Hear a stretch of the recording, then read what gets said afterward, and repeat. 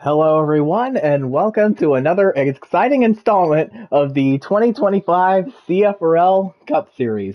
I'm Ryan Harp, or Darth Kylo, and tonight we're going to do a little bit more short track racing as we're going to the paperclip, Martinsville Speedway.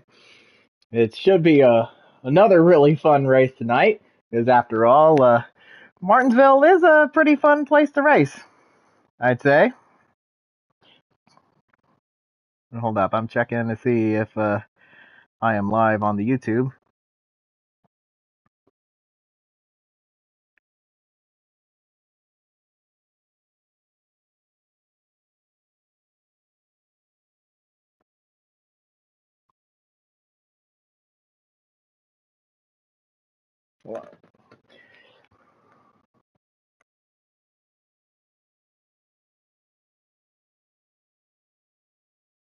Hello, I'm just checking to see if I'm live on YouTube. It's not saying I am.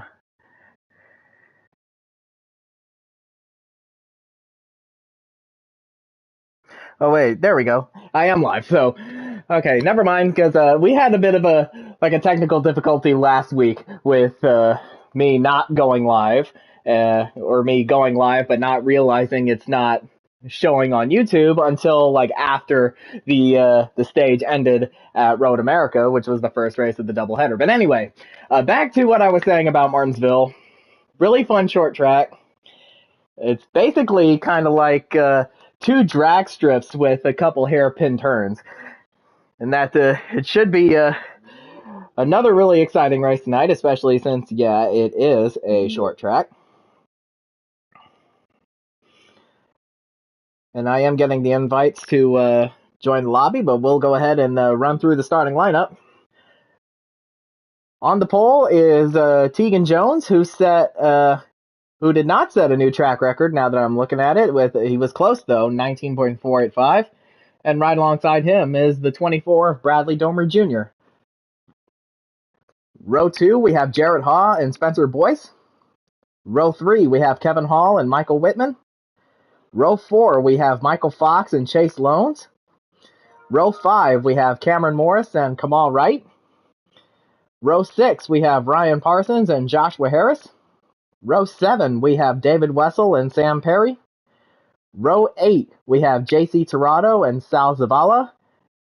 And then rounding out the field is Anthony Peters. And now I will go ahead and switch over to one of the drivers' YouTube broadcasts. And that is, I'll do Michael Fox for now because he does have the Discord audio in his stream. And they did join the race, so we're going to go ahead and join the lobby now.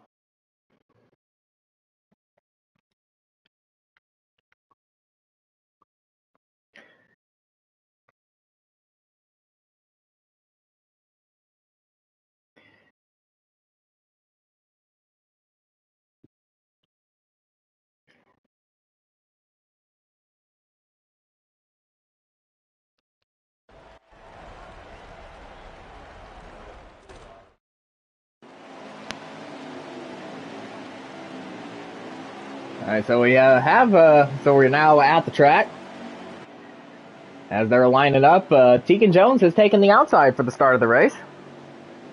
Interesting call there, so I will go ahead and switch to him if I can find him. There he is. And he is one of the favorites to win tonight. The other being Bradley Domer Jr.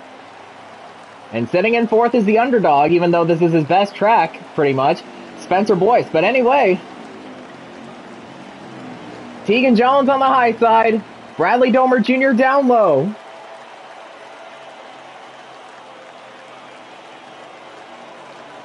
Looks like they're taking an extra lap, just to make sure that everyone's in line.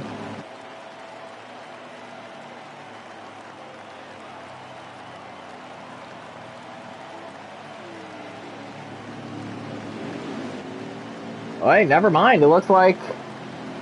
Oh, they're taking an extra lap because some guys actually got damage.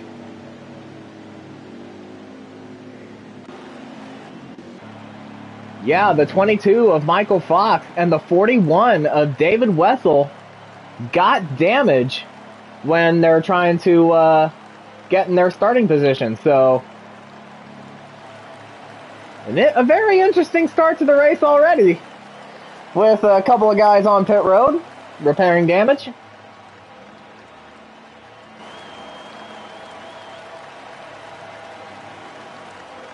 So we're going to take another lap.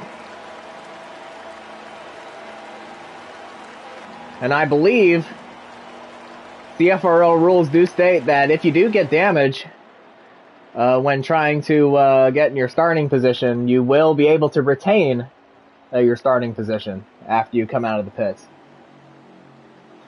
And yep, Fox is getting in his spot. And Wessel's getting in his. Alright, so let's try it again. Tegan Jones, the pole sitter, up high. Bradley Domer Jr.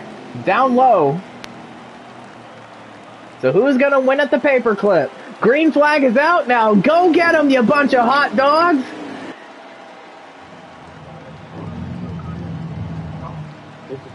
Alright. I'm still going to. It is not. It'll fix. We should go.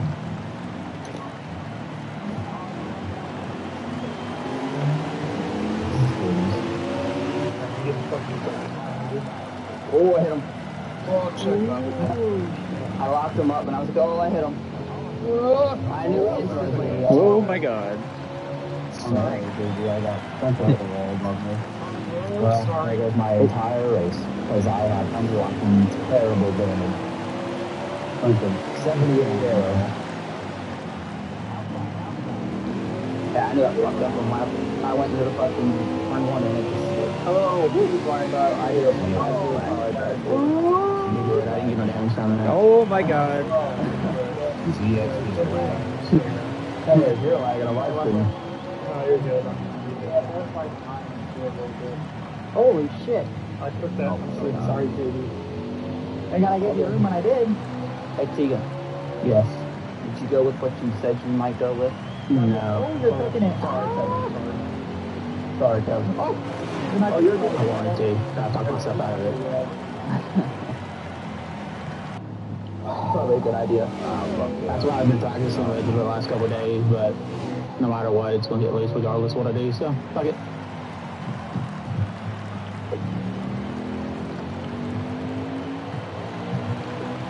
Oh my god, I can't even fucking get off the corner.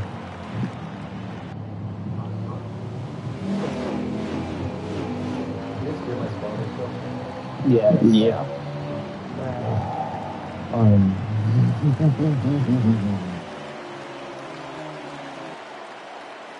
So as you saw, a pretty huge moment on the first lap coming off of 2. The 9 of Michael Whitman getting loose, it looks like, coming off of 2, and then making contact with his teammate, the 88 of Jared Haw, and that sent him into the inside wall. He has major damage on the front of his car. And as you heard on the race chat, there goes his entire race. Well, I wouldn't really say that because the race did just start, and we do have plenty of time to get back up there. And speaking of Michael Whitman, he, of course, won the last spring race here in a rather dominant fashion as the 22 gets sideways off of turn 4. But anyway, Whitman won this race in a very dominating fashion, leading the most amount of laps in CFRL history and almost lapping the entire field. The 2 cars that he did not lap is the car that's leading the race, Tegan Jones, and the car that is directly behind him, that being the 18 of Spencer Boyce, as we are under caution.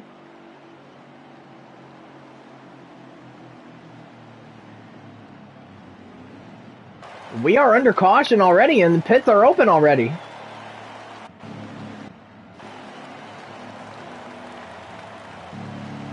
And while they're on pit road, we shall see who has the first stall. So it'll be easier to tell who wins the race off of pit road.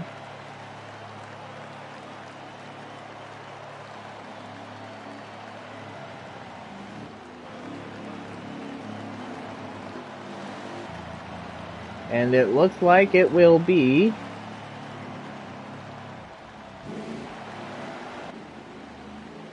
the 20 of Sam Perry.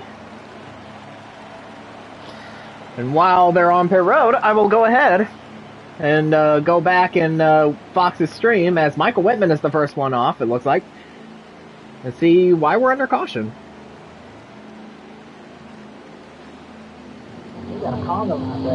Oh my God.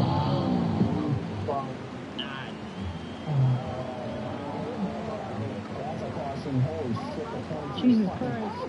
Okay. Yeah, I apparently did not see that the first time. Because, I mean, it was a result of Fox getting wicked loose off of turn 4. But as I cut back to Whitman's view, he apparently spun out and collected like 3 or 4 other cars. So yeah, definitely a caution. And now they're stopping because it looks like somebody is ghosted. Either that or they're waiting for the rest of the field to catch up.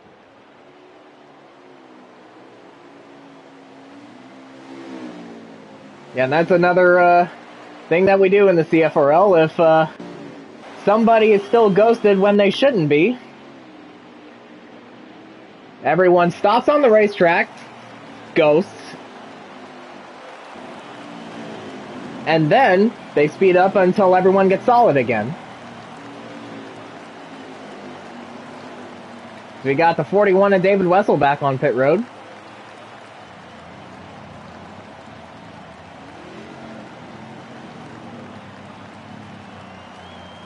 And so now, Michael Whitman seemingly picking up where he left off the last spring race here.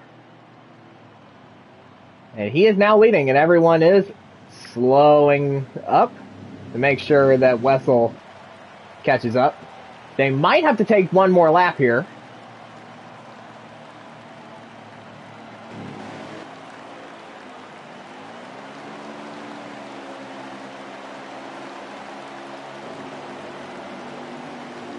And yeah, they are going to be taking one more lap. And there is Wessel.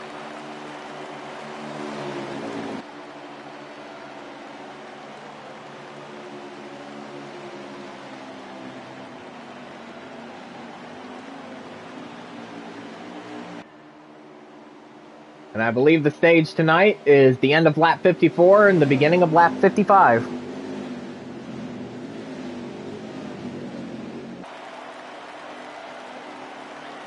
And now we're getting ready for the restart. Whitman leading. Jones in second. The green flag's out for the first restart of the night, and Whitman got a great jump. And he chops Tegan's nose off. Oh, but he got into the wall. Off of 2.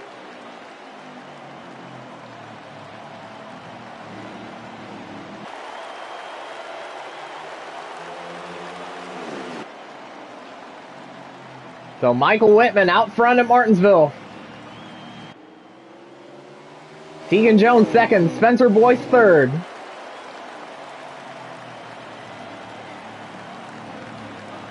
And of course, going back to that spring race last year, it was Tegan Jones and Spencer Boyce that had a really epic battle for second.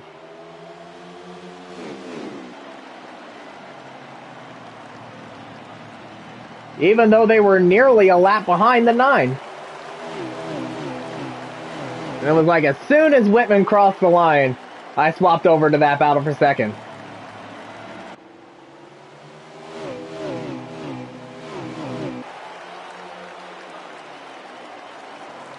And it was a pretty sweet battle indeed, as Whitman is pulling away just that little bit.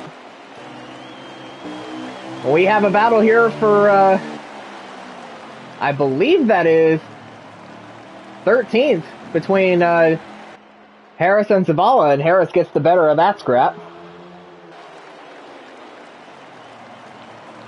And other than that, pretty much everyone is running single file. But we got a move for second being made.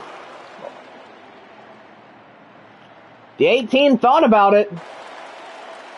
Tegan had the door open just a little bit, but he shut it as soon as Spencer got there.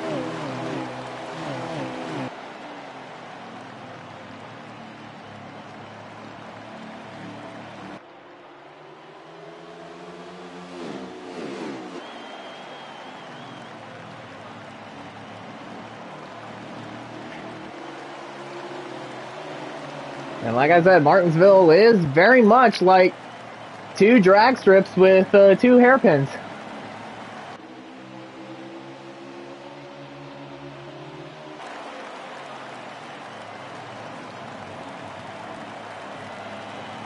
The paper clip, they call it.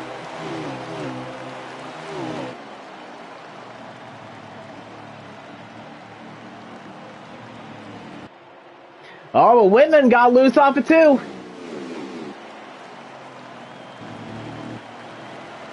A pretty big moment for the 9. The race leader, as he gets a little loose again off of 4. But he's still leading, he's still hanging on. It's seeming like he'll have to wait until the stage ends in order to come down pit road and tighten that car up, as we got a battle for 3rd. As Bradley Domer Jr. gets around Spencer Boyce. And there was a little bit of contact made between those two.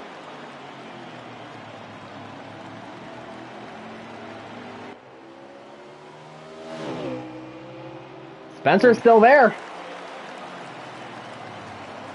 Bradley left the door open.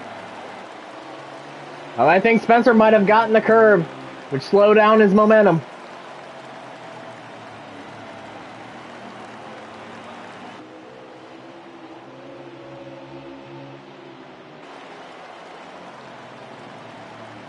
Either way, Whitman is still leading. And the top 2 have broken away. The 9 of Michael Whitman and the 4 Tegan Jones, is we're under caution again. And it looks like we got one car out of the race, and that is the 20 of Sam Perry.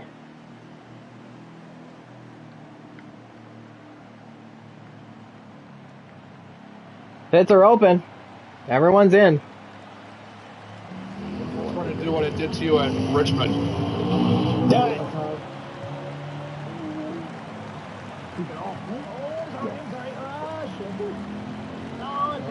Oh my god, the 14 is dead. Well, we know why the caution went out now. There was a 3-car incident involving Ryan Parsons, and Parsons got launched by the 11 of JC Torado, and the 88 was involved in that as well.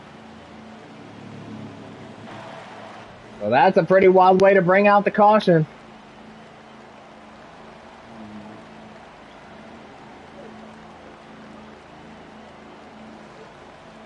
Yeah, Ryan Parsons, he just got launched by the 11 of JC Torado, as the 8 of Anthony Peters is the first one off pit road.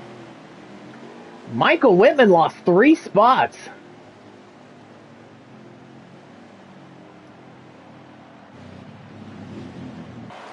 It looks like he'll be taking the inside for the restart, so a very interesting choice from the new RCR driver.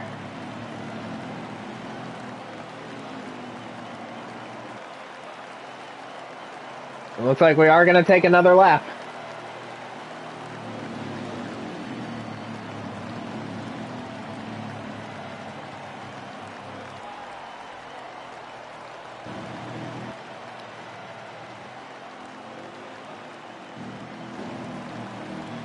That's another thing about these short tracks that we go to.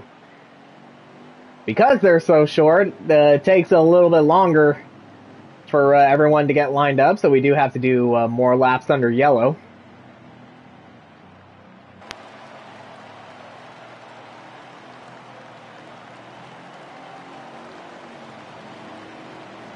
I think we're getting ready to go now, as The 8 of Anthony Peters is the leader.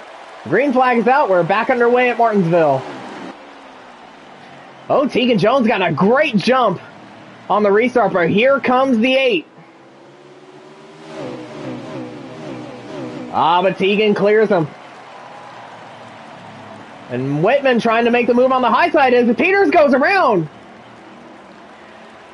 And Sal Zavala gets collected.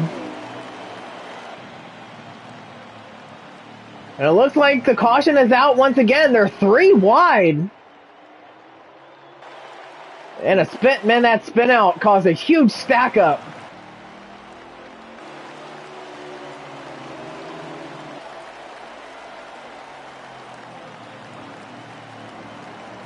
And no, we stay green. So it may have been just a one-car incident. It was just, on my view, it looked like Peters got hit by Sal. So, yeah, we stay green.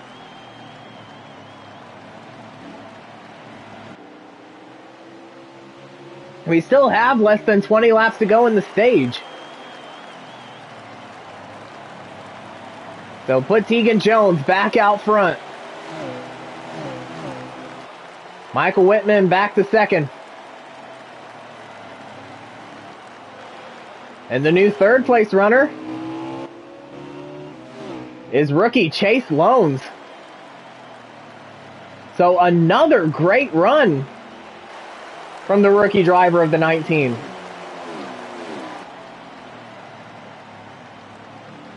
And he was running very well at Richmond before some problems late in the race.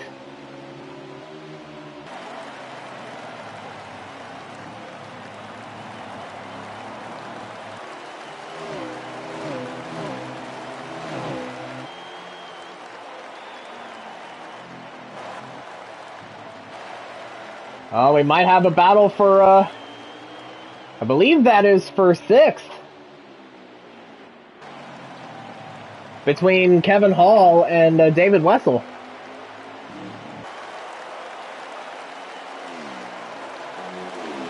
So Kevin Hall, another very strong result for him. And all 4 Hendrick cars are running in the top 6. So another strong effort from the Hendrick group, who swept the doubleheader races last week. And the guy you're looking at now won the first one, and that was Kevin Hall. And a very good performance from him at Road America. And it was his birthday yesterday, so it would be nice to win tonight and get himself a nice little birthday present. Currently, he is running in 6th, but yeah, he's still got plenty of time to get back up there. Well, it looks like we have a battle for the lead brewing between the 4 and the 9.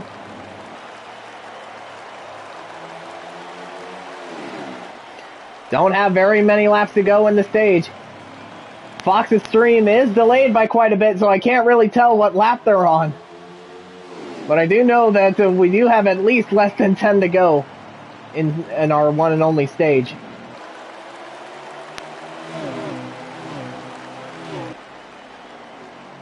Oh, there was a bump. Whitman trying to give Jones the old chrome horn.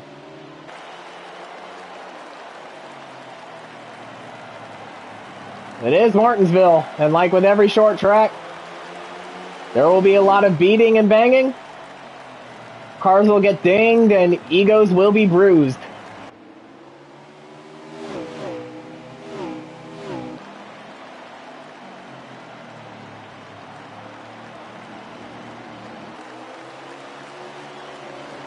And the 4 and the 9 still running nose to tail.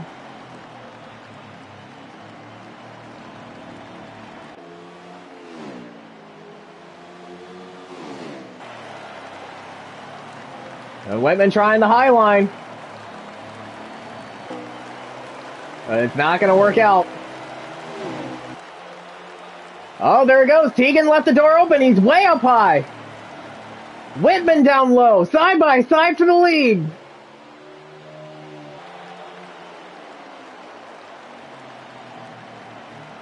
Jones still hanging tough up high. He led that lap that time. Oh, Jones just kissed the wall. He's still out front. And they are still side-by-side. Contact between the 9 and the 4. Jones hit the wall again.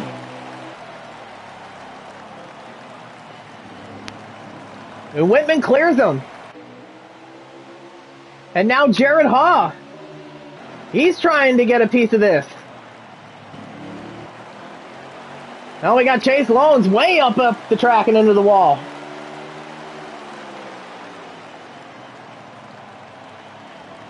Now, of course, then the 88 was involved in that lap 1 incident, which sent him into the inside wall and toward the back of the pack, but now he's running in 3rd. Has a chance to get some great points.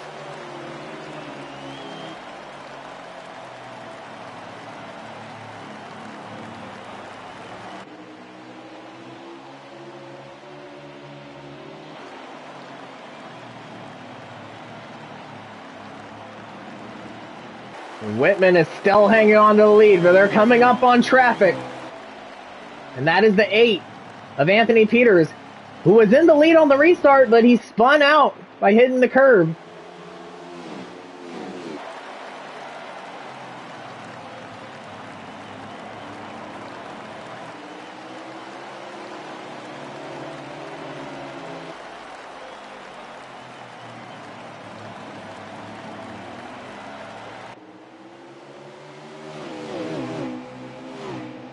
Now, of course, Anthony Peters, he is still on the lead lap, so he does have the right to fight to stay on the lead lap.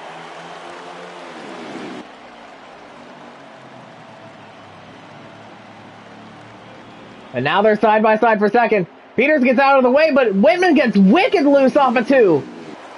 Tegan Jones retakes the lead.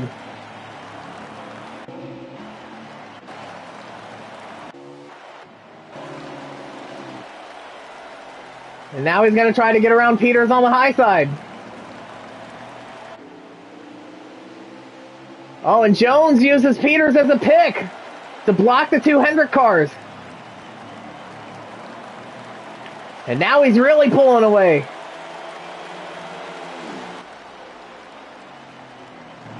And that is the stage. It looks like, oh no, we have one more lap.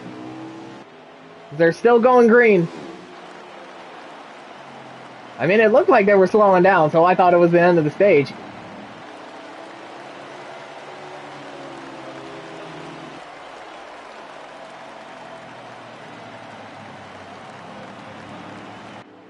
Yeah, we are still green.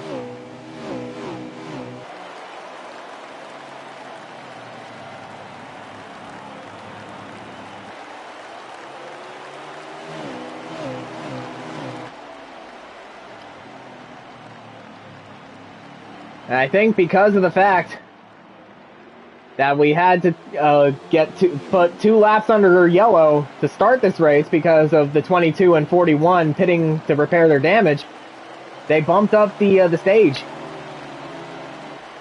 or bumped up the amount of laps that the stage has. But here comes the 88 of Jared Haw. He's going to try to make one more move. He is there.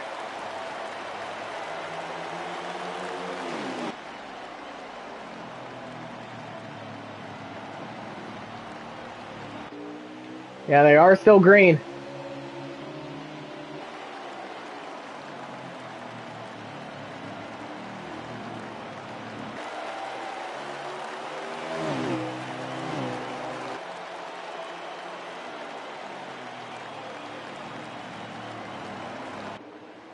Oh, but Jared Haw hit the wall.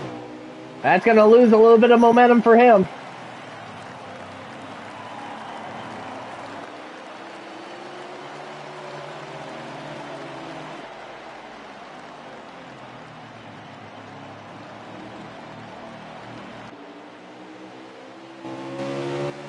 Yeah, Jones is pulling away again.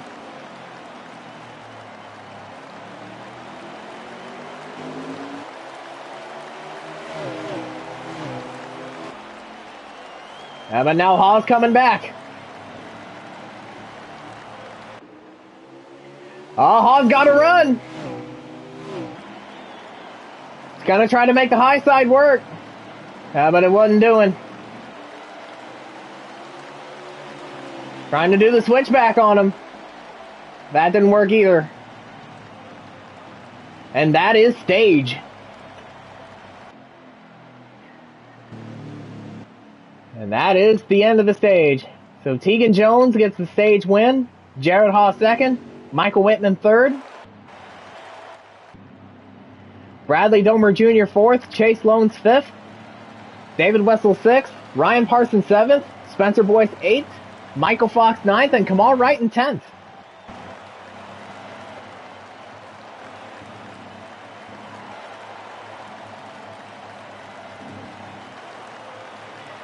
So a pretty interesting ending to the stage with the lap car of Anthony Peters causing issues for the leaders, especially the 9 of Michael Whitman. And Tegan Jones using him as a pick. That way he can pull away. So the pits are open. And everyone's going to file in.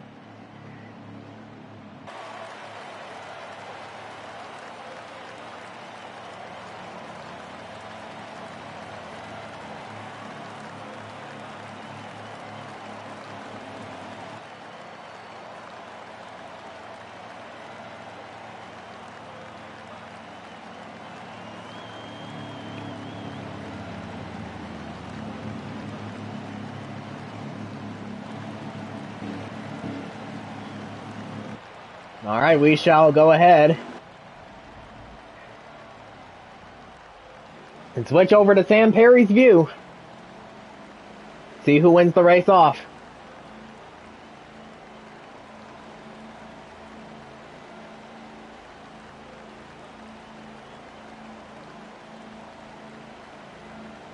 And Tegan Jones will win the race off of pit road. Followed by the 88, the 9, the 41, 14, 24, 22, 19, 18, 10, 48, 11.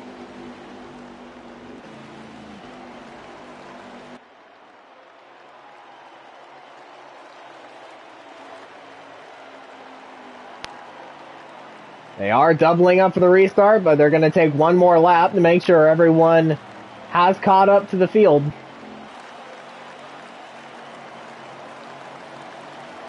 I believe there was one car that was still on pit road, and that was the 3 of Sal Zavala.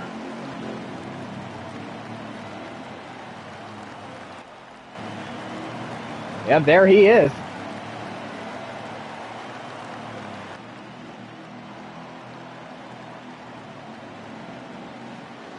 And so everyone is now all bunched up. We are now getting ready to go green. Saw quite a bit of movement from the 12 of Joshua Harris back there. So there might be some lag on his end. We'll see how it affects the restart here, or the race as a whole. Either way, Tegan Jones and Jared Ha out front. And it is time for our Martinsville Crank It Up. I think fine on my end think for Spencer also has it too. See, I don't understand. I'm fine with some people, and I'm not good with other people, so I don't understand guys. It's good. Going green. First, I was trying to keep the fucking field.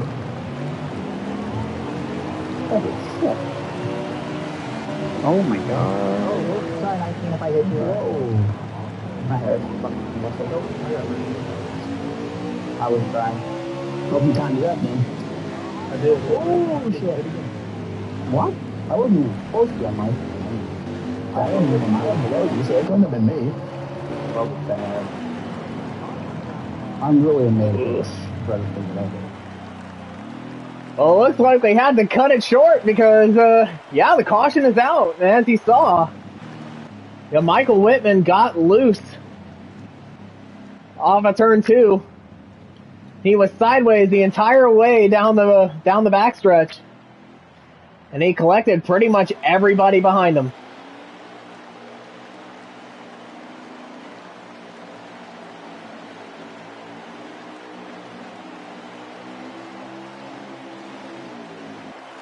Yeah, he got loose off a 2.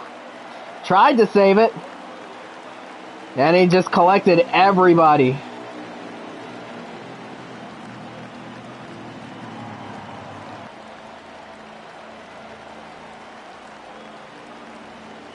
And a couple of cars had to take evasive actions down pit road. Either that or they just had no choice but to go on to pit road. One of them, I believe, is the 18 of Spencer Boyce. And yeah, he is going around to get his lap back because of that.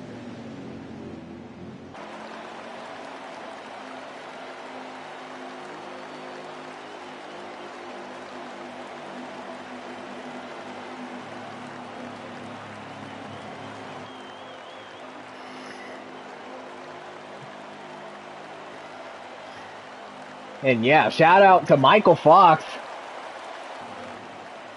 in the 22 for just narrowly avoiding Michael Whitman there.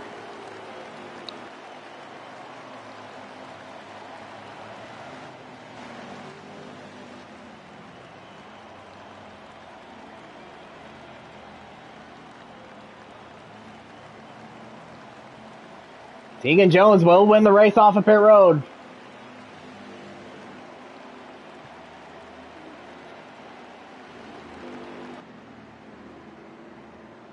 And now Spencer Boyce is going to drop to the tail end of the longest line.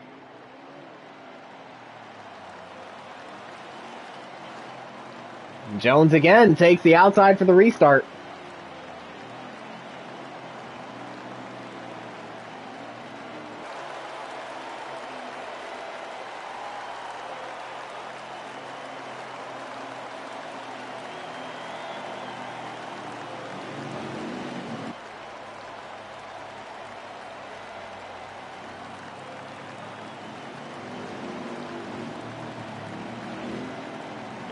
And it looks like everyone has caught up.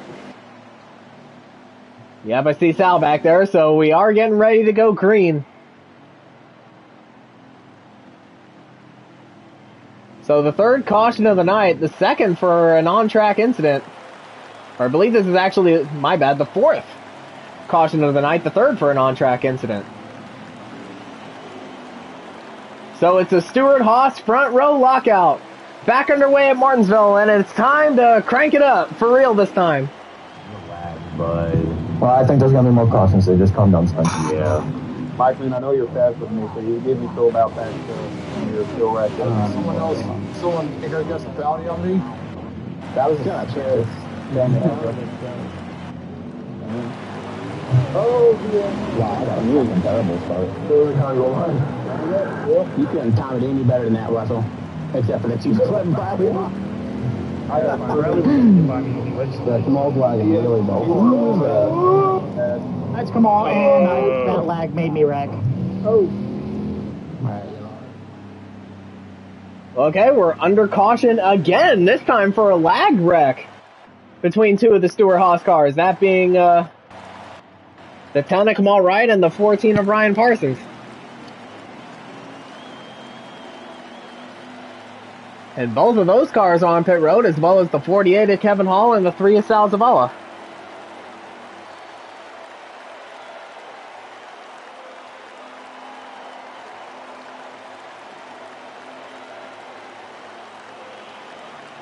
So it looks like we might get a lot of cautions here, because after all, cautions do breed cautions.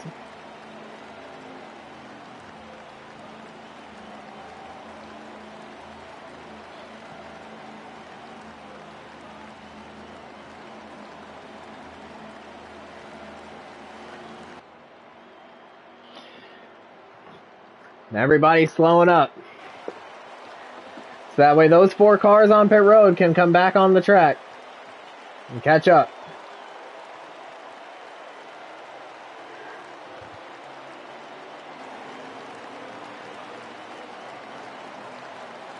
We still have 174 laps to go in the race. Or 173 laps to go now.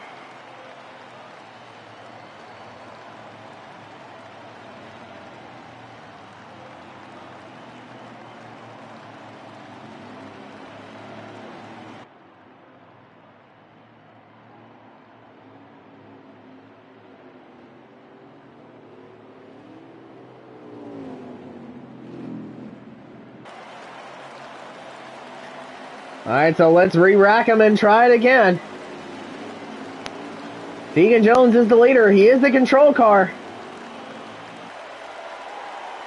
And we are back underway at Martinsville.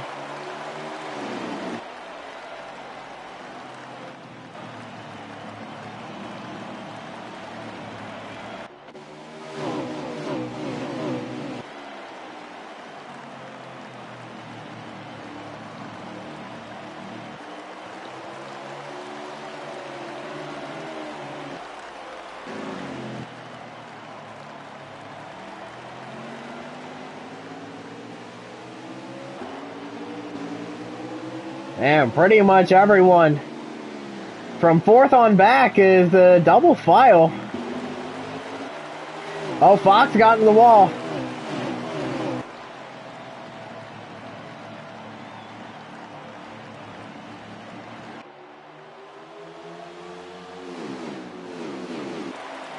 And now everyone's starting to single file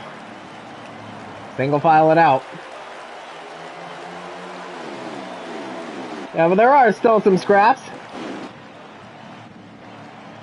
out on the track, and one of them being the 22 and the 19 battling for 6th. And Chase Lones gets the better of that, but he leaves the door open for Fox. But the 19 holds on to that spot.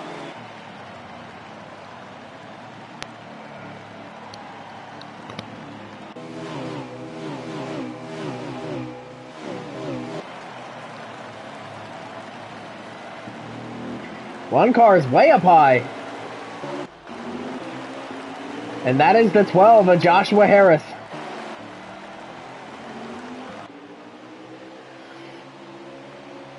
So Tegan Jones still out front. And the 88 of Jared Hall, he is there still.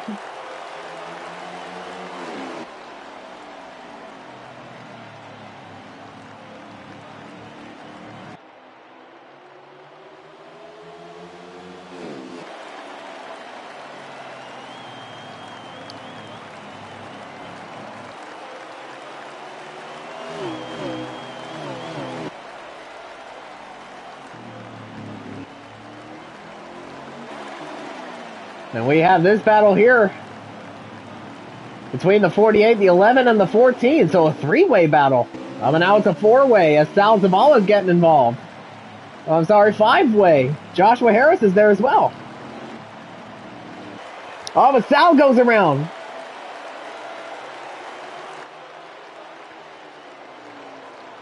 One car incident, so we do stay green.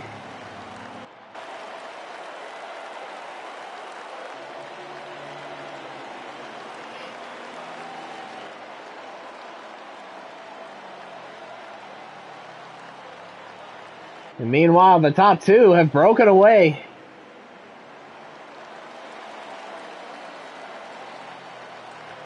Building up a sizable gap over third place, Bradley Domer Jr.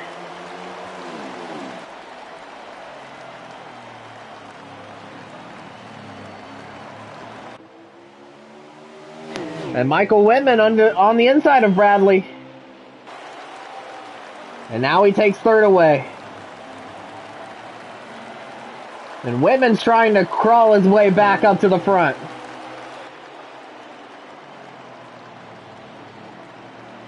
After he was involved in the second to last caution. Them getting loose off of two. Overcorrecting it, slamming the wall, and collecting pretty much everyone else involved.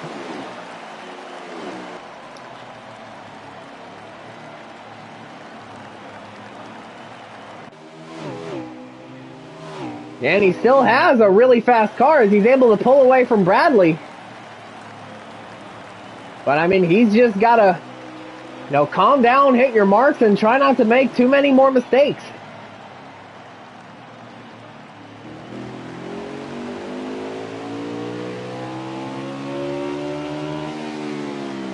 Because he does have a fast enough car to win, and we saw it last year where he dominated pretty much the whole race.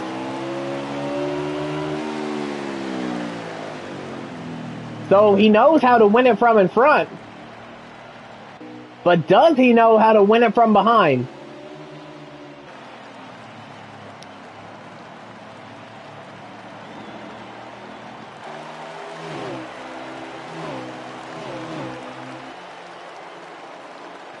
But meanwhile, it is still the 4 and the 88 out front.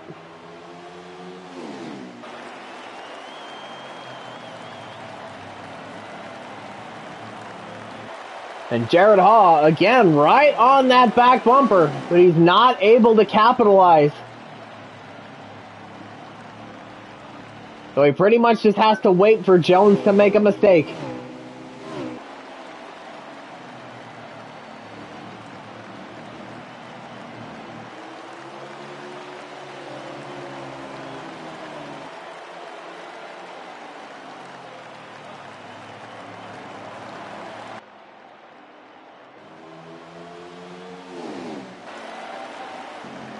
And everybody now pretty much all spread out. They're coming up on one car, and that is the 3 of Sal Zavala. Jared Hall makes a diving move on the inside of turn 1. Contact between the 88 and the 4. But Jones carried that momentum on the high side. And he has held on to the lead. But now Michael Whitman's underneath the 88.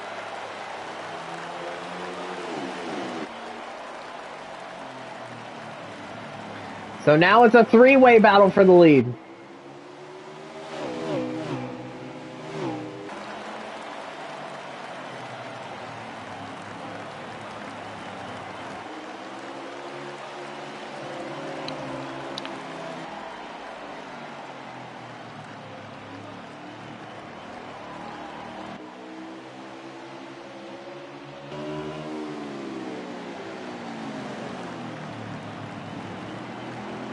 So as I was saying, they're coming up on lap traffic here in a little bit.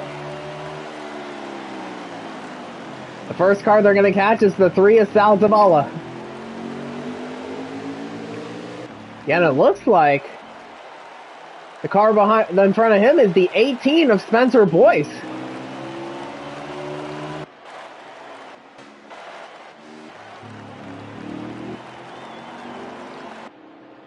So something must be definitely up with his car. And he smacks the 11 of JC Toronto. There might be lag. And now Jared Haas trying to take the lead. Oh, there might be a lag caution for that.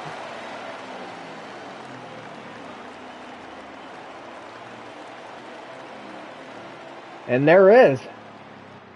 So we are under caution once again. Second time for lag. As the 11 of JC Toronto is the lucky dog, and he will get his lap back.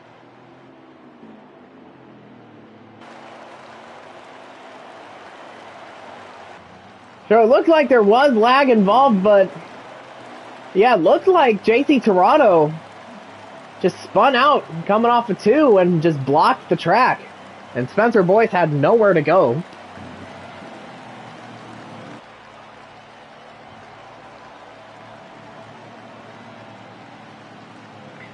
And so we are under caution, I believe, for the 6th time tonight.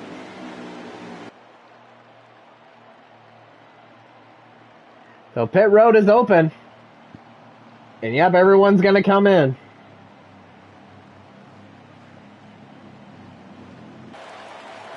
Yep, everybody.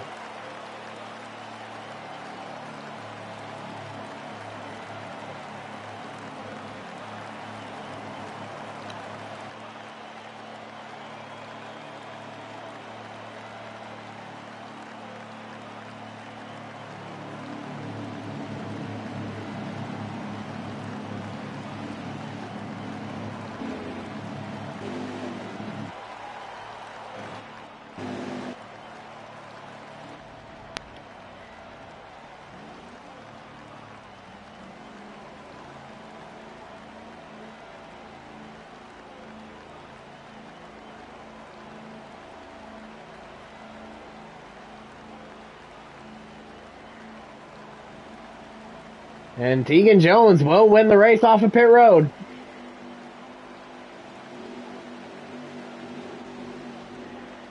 And how about Chase Loans becoming the second car off?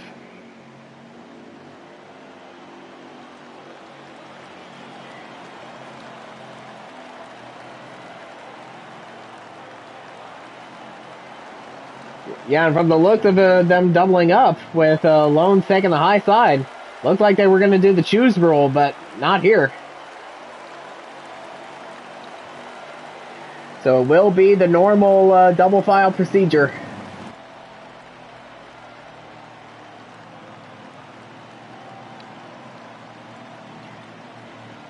So Tegan Jones again, taking the outside for the restart.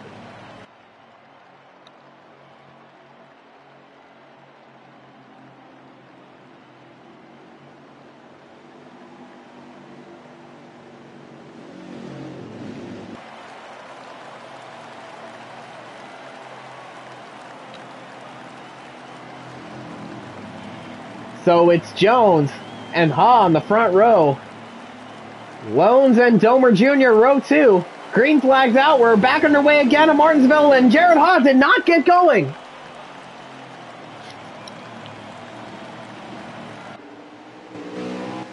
Jared Ha mistimed the restart. So now he's dropped back to third, and that allowed Bradley Domer Jr. to take second away.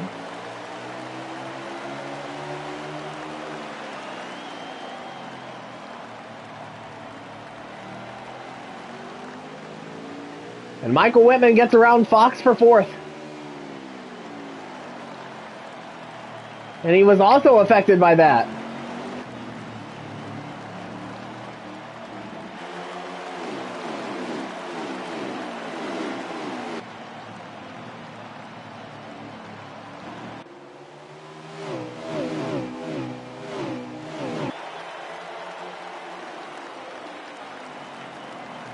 And even Chase Loans, who was directly behind the 88 on the restart. So he lost a couple of spots. But he's about to lose another as Michael Whitman is coming up behind him. Loans takes a higher line, opening the door for Whitman to make a move.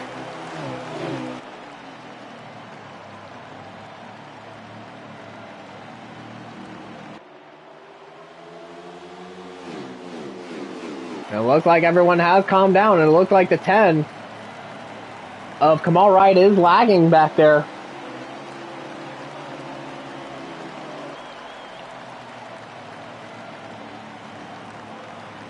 Yeah, he's trying to stay in the race, but many times before, his internet always says, "No way, Jose." And he ends up retiring early.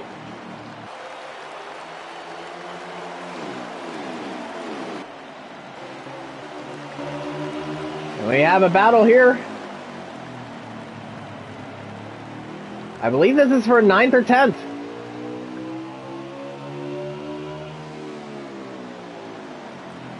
Yeah, this is a battle for 10th as Spencer Boyce and Ryan Parsons are going at it.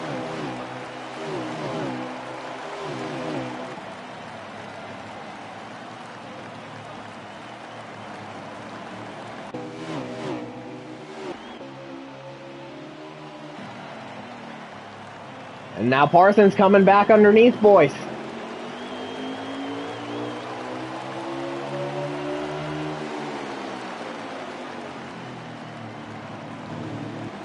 And they're still side by side.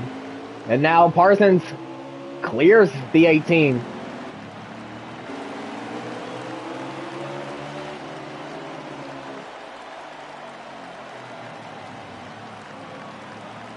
And now pretty much everyone in the top 5 is running nose to tail.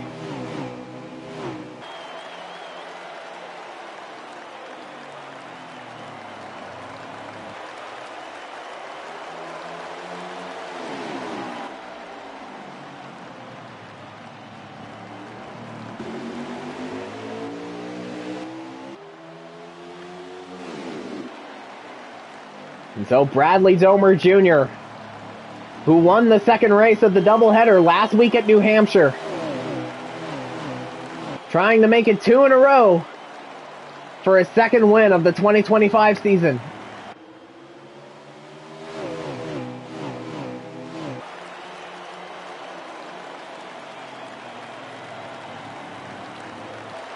Yeah, with all this going on, we still haven't reached the halfway mark yet.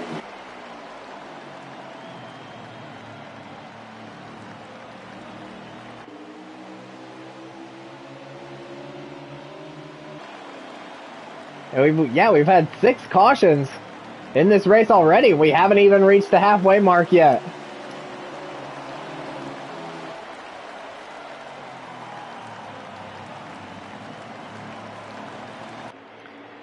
Yeah, and I forgot to mention at the start that this is a 250 lap race. As per usual in the CFRL when it comes to short tracks, do run 50% of the full race distance. So we run 250 laps at Martinsville.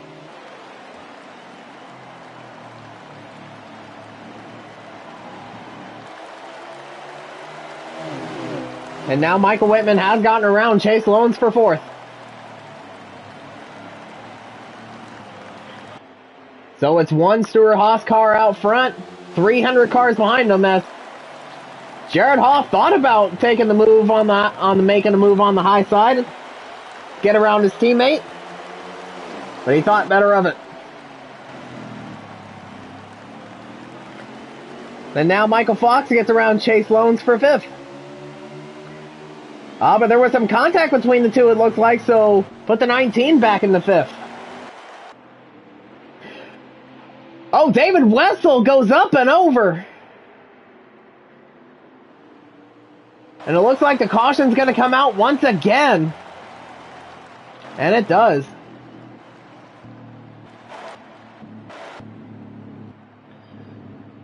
So now this is caution number 7.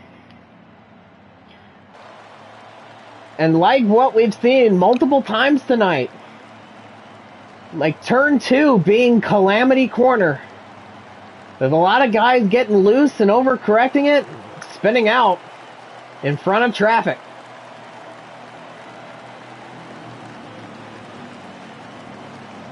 And we just saw that with David Wessel, and I did not see who came in and flipped Wessel over.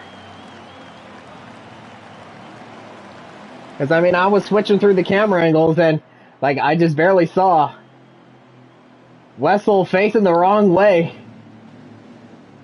And I came back to him and he was already up and over. So pit road is open and everyone is in.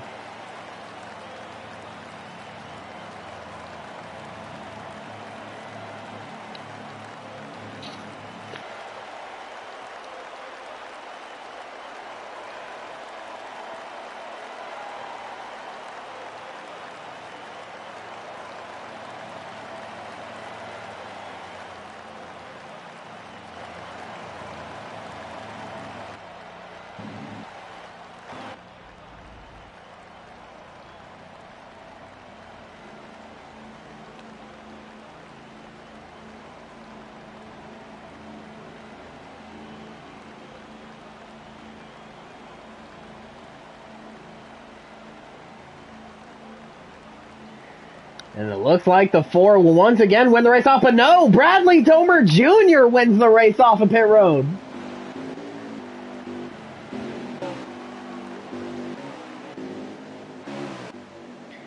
So put the 24 out front.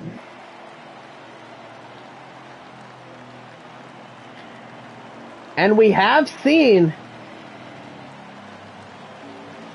the 300 cars in the top 5 running toe-to-toe with Tegan Jones. But the only one that was able to make a move and pass him for the lead was the 9 of Michael Whitman.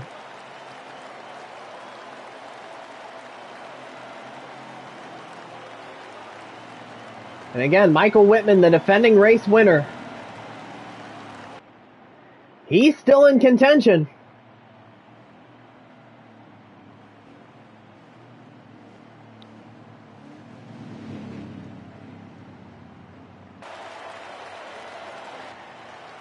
I think we're still waiting for a few, or I believe everyone is here. So yeah, new race leader Bradley Domer Jr. as we get back underway at Martinsville. Bradley got a great jump on the restart. And he slams the door on Tegan Jones. And everybody is scrambling back there. And look at Spencer Boyce. He's now back up into the top 5. Oh, a little bump.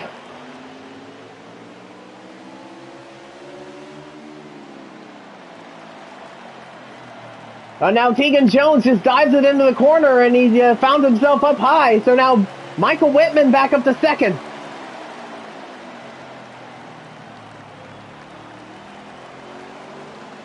And it looks like Jones might get freight trained here.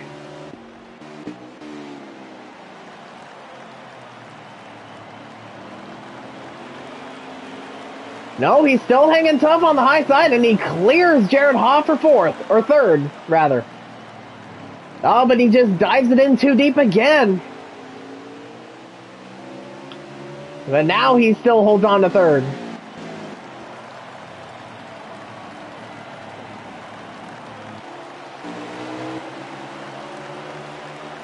We got a side-by-side battle for fourth between the 88 and the 19.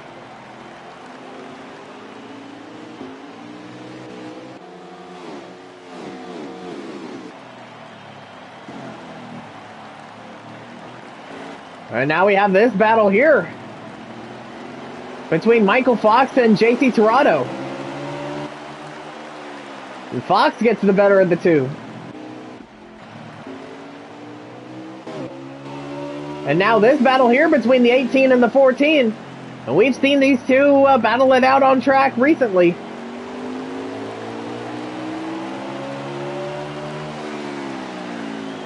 And of course, Spencer Boyce, he was on the verge of going a lap down earlier, and he was involved in that big wreck going into turn 3, which forced him to take evasive action on pit road.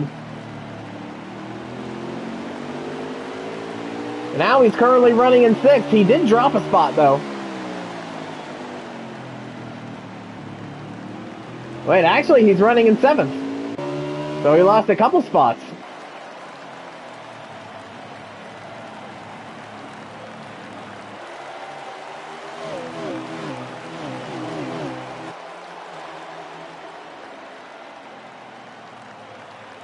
And now it's looking like everyone has calmed down for the moment. But now we got Wessel underneath the 11. Now he's trying to go around the high side.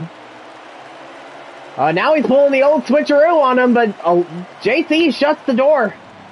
But it's not enough. And now JC does the old switcheroo on David Wessel. And Wessel gets into the wall. Sal goes way down on the inside to take evasive action from that. Now contact between the 3 and the 41. Sal's on the curb, and he's slowed down to a crawl. In fact, it actually slowed everyone down to a crawl.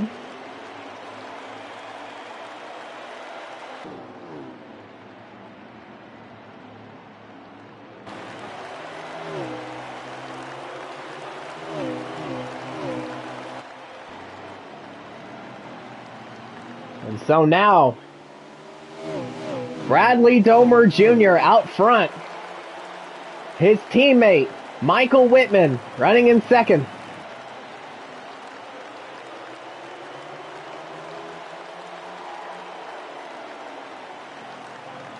Now, of course, we saw these two make some pretty hard contact with one another, battling for position last week at New Hampshire.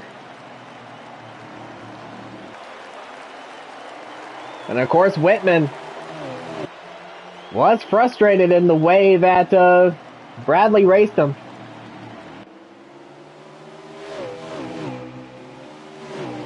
But now I think if he gets close enough, and if it's late enough in the race, he might return the favor.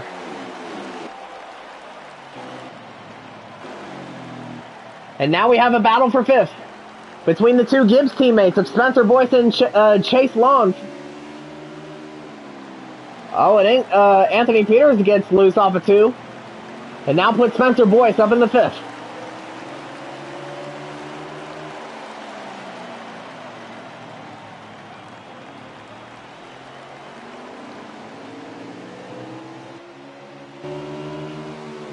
And the top 3 have pulled away.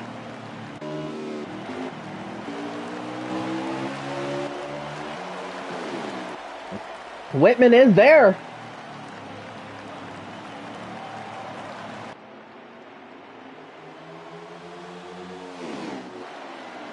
Whitman's trying to go through.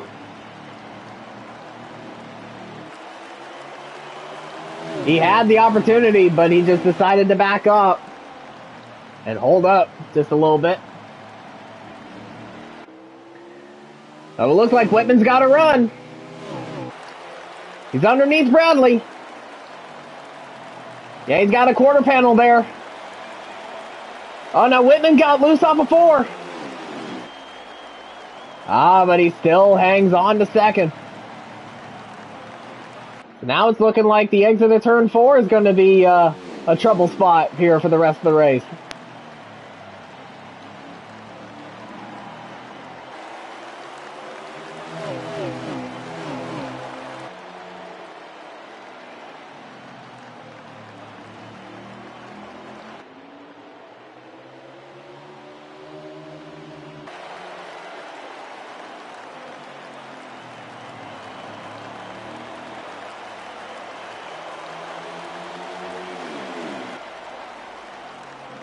So it looks like we might see a 5-car battle for the lead here,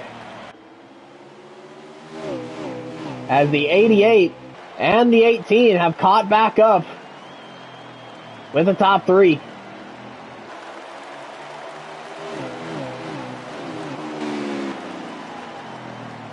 And Haw kind of got loose off of 4.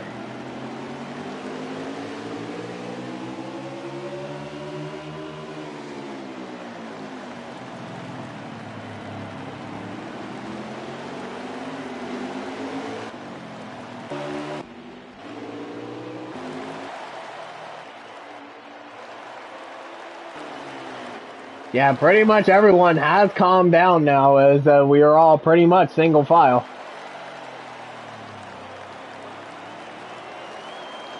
But Whitman has a lane, or at least he had a lane.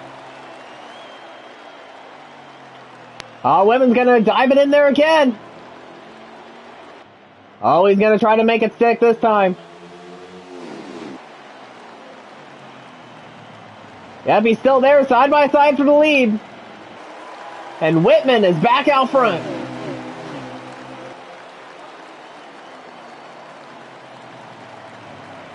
And now Tegan Jones gets by for 2nd.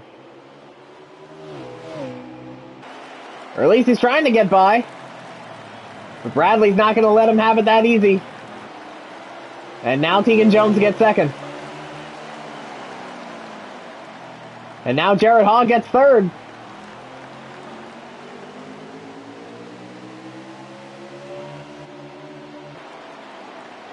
So the 9 of Michael Whitman back out front once again.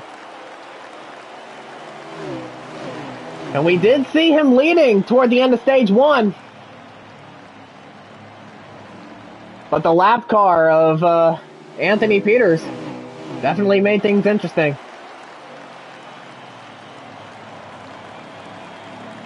And he has spent the entirety of the 2nd stage up to this point trying and clawing his way back up to the front. Of course, he brought out the 3rd to last caution. And now, he's back out front. As we now have 96 laps to go. So, yeah, less than 100 to go now. And of course, when you're at a track like Martinsville or even Bristol, for that matter, like 95 laps now doesn't really seem, or it does seem like a whole lot of laps. But at tracks like this, 95 laps can go by in a hurry.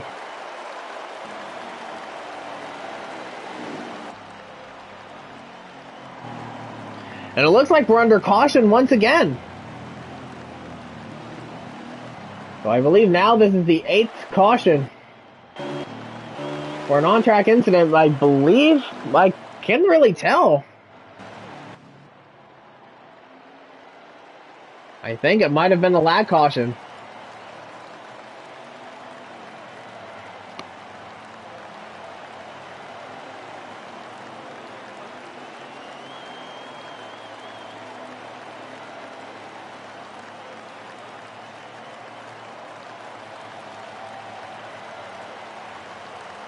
Either that or there might have been a stack up. Okay, I'll do it at the line. Yeah. God, man. I just want to go green. Oh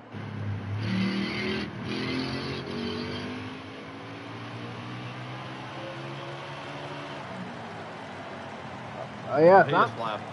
He just left. Oh, wait, what? Oh. Okay, I'll do it at the line. So yeah, something happened. I believe to the 11 of JC Toronto, I think.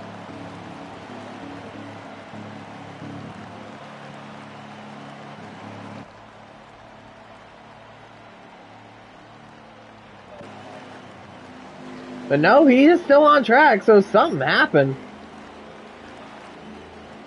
I mean, I couldn't really tell who was parked on the curb there in turn 1 and 2.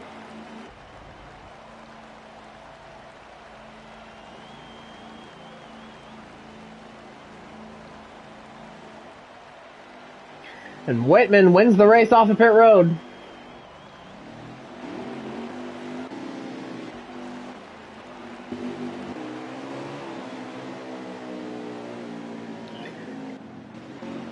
So yeah, something must have definitely happened to bring out that caution, but I couldn't really tell. Couldn't really tell what happened.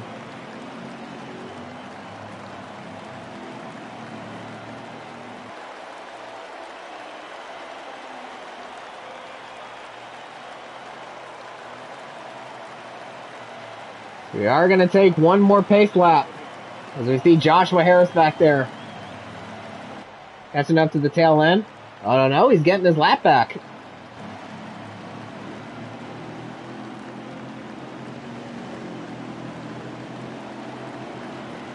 So Joshua Harris went a lap down in the process.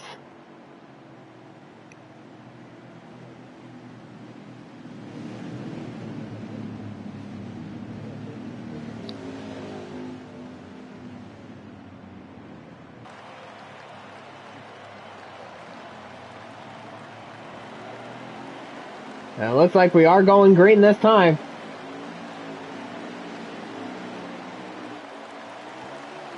So Whitman is out front once again as we are back underway at Martinsville, but Deacon Jones got a great jump on the restart. But Whitman holds on to the lead.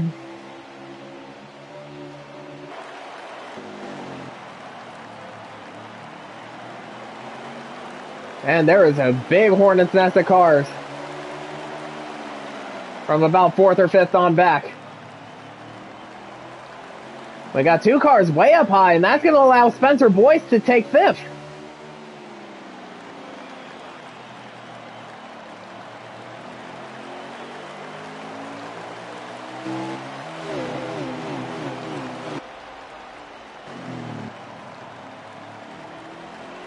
And it looks like the 10 of Kamal Wright again has lagged out of the race.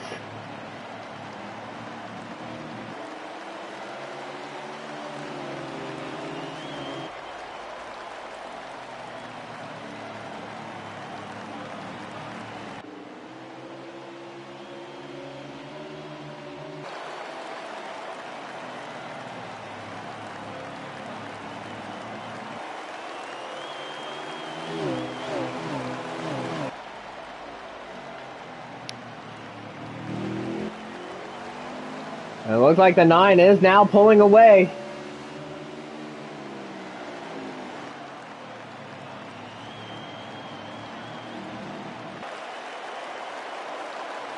So looks like during these cautions and during these pit stops, Whitman found something. He found the adjustment that he likes.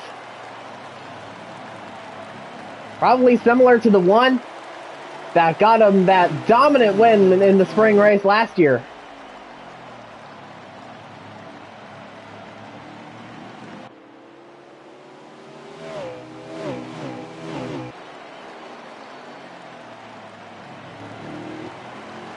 And while he's not pulling away by a huge margin at this point, he is pulling away.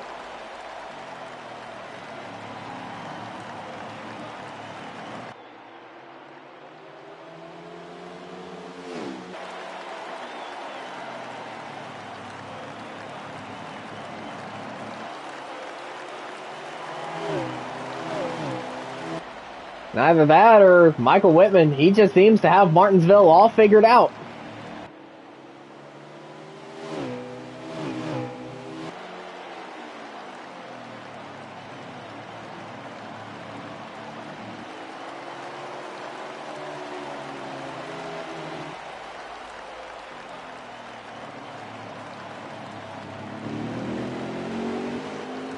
And now we have a battle for second between Keegan Jones and Jared Haw.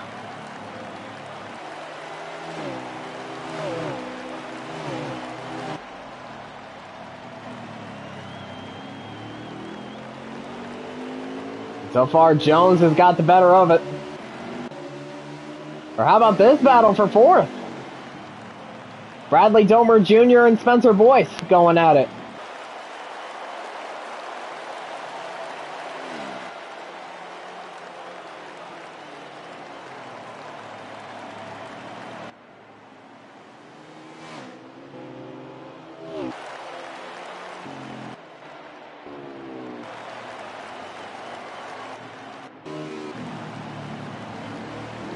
And we see Anthony Peters and Michael Fox up there. We see JC Tirado and David Wessel over here. So there are still some battles on track that are being fought. It seems like everyone is keeping calm.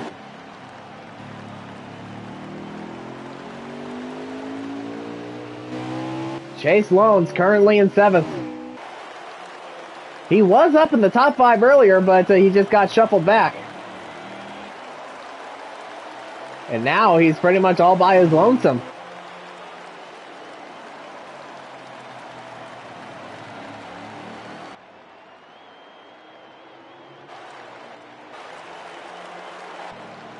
And now we got the battle for 4th brewing. Parsons hits the wall. Coming off of 4, and now Spencer Boyce. Underneath, Bradley Domer Jr., this is for 4th. And they are still side by side going into 3. There may have been a little bit of contact there between those two.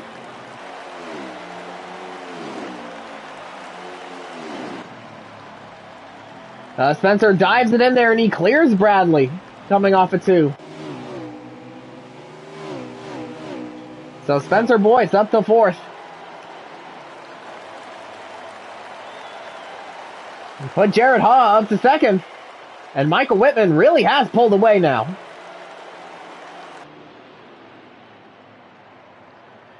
But now all Whitman wants is for this race to stay green.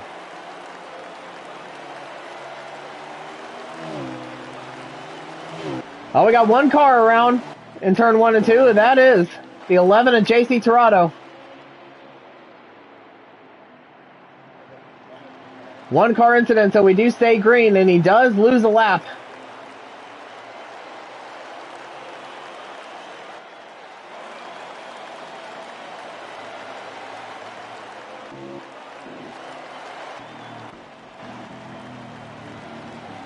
All right, so now we're under caution.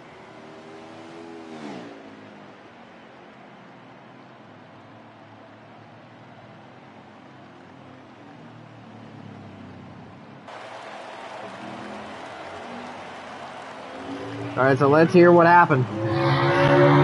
Great. Thanks a lot, guys. Real good.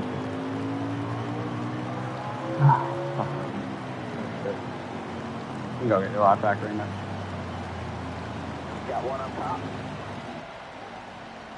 So yeah, again, can't really tell what happened, but we are under caution once again, I believe for now the 8th time tonight.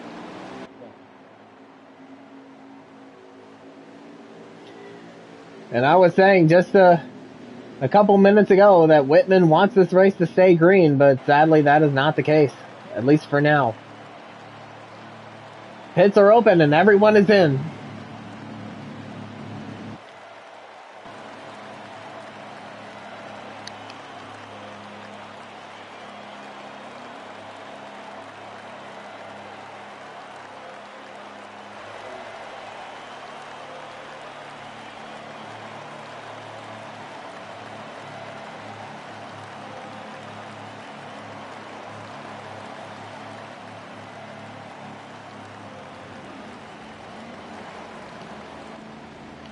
Alright, so let's see.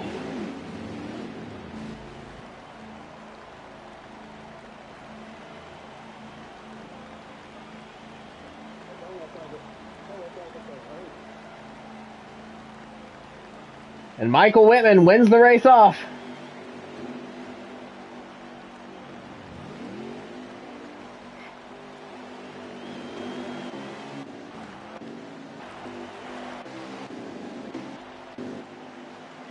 So Michael Whitman able to keep the lead as we're getting ready for another restart.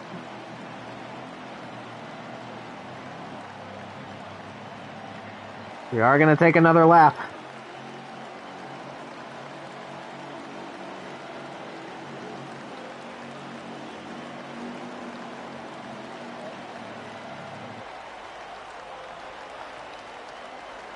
It will be 67 laps to go when we take the green flag.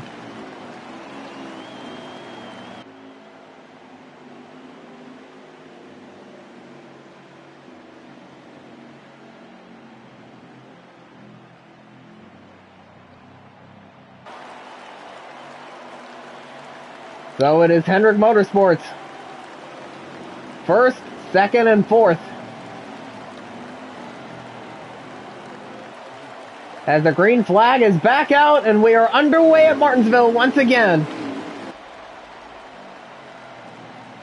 And Whitman got a great restart there.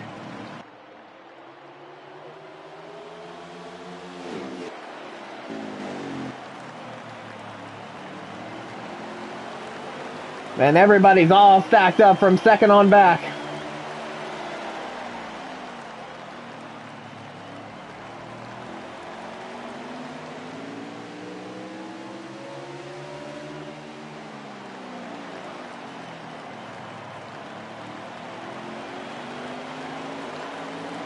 A one car way up high, and that is the 2 of Cameron Morris, it looks like. Yeah, and it is.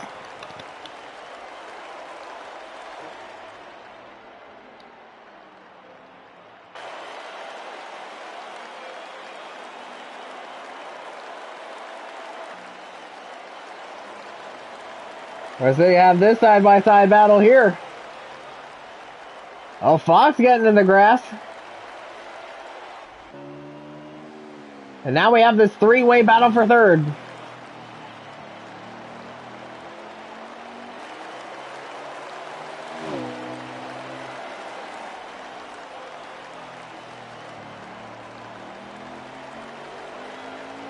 And again, Whitman is pulling away from the 88 just a little bit. Again, not a huge margin, but he is pulling away still.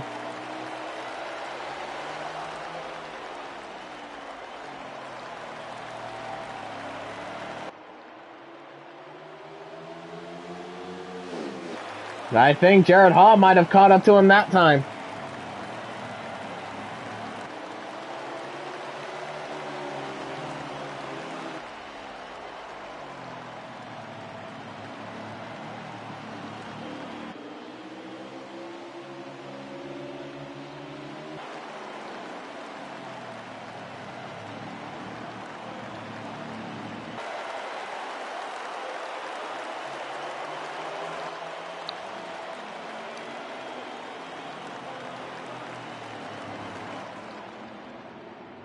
Yeah, the 88 of Jared Haw is keeping him honest.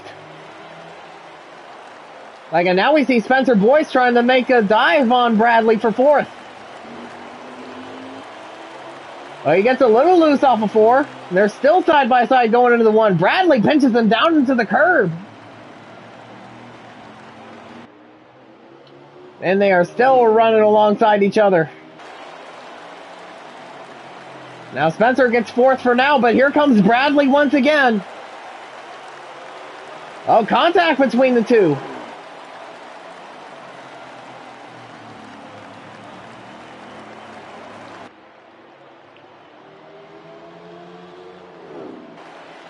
And they are still side by side. Oh, Spencer gets into the wall, and that's going to stack up the 8 behind him.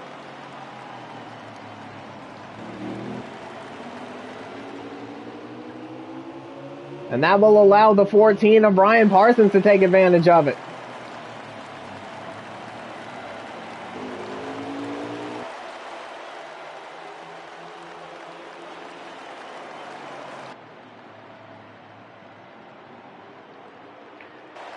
And now it seems that Jared Haw has found something in the car to allow him to keep his teammate Michael Whitman in his sights.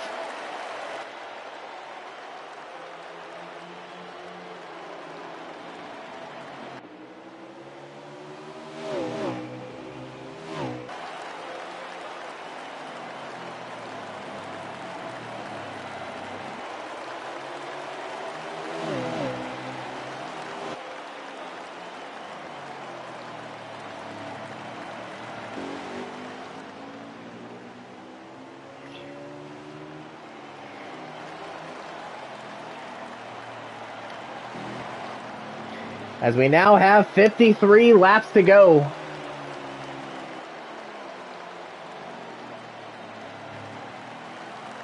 It is still anybody's race. But it looks like it's going to come down to these two drivers, the 9 of Michael Whitman and the 88 of Jared Haw.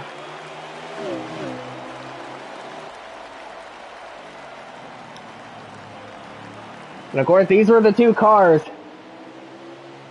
that made contact with one another on the first lap.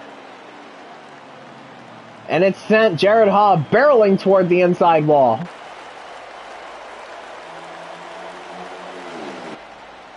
And he said on the race chat that, like, it ruined his race. But, of course, it was only the first lap, and there was still plenty of time to get back up here. And now, as we approach 50 laps to go, Jared Haw is running in second, behind the guy who put him in the inside wall pretty much. And he has a chance to win this thing.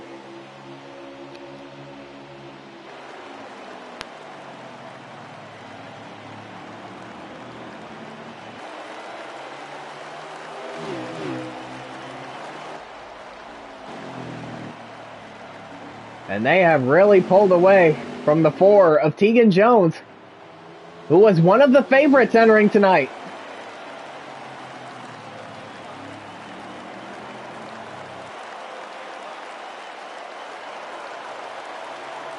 And now Spencer Boyce has gotten around Bradley Domer Jr. for 4th.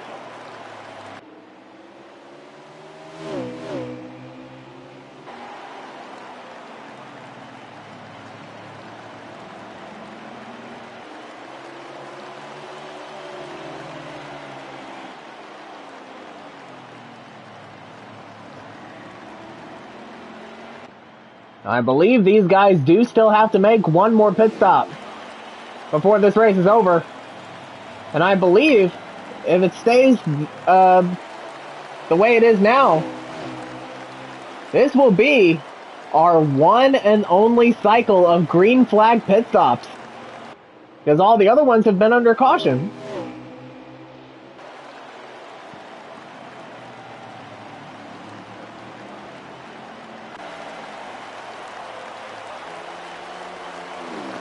We now have 45 laps to go.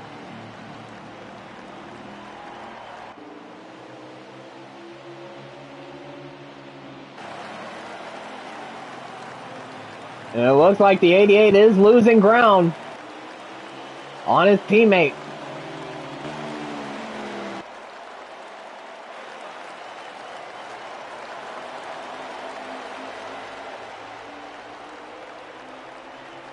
So we have Michael Whitman leading, Jared Haas second, Tegan Jones third, Spencer Boyce fourth, Bradley Domer Jr. in fifth.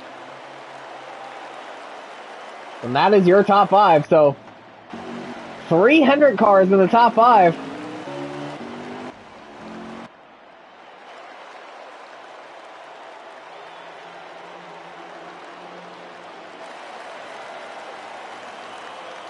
So after the doubleheader last week at Road America and New Hampshire, it looks like all the momentum is on Hendrick's side right now.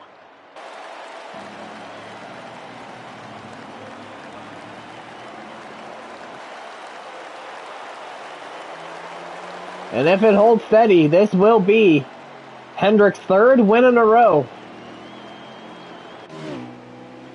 And 3 of their drivers, or 75% of their drivers, having won at least one race.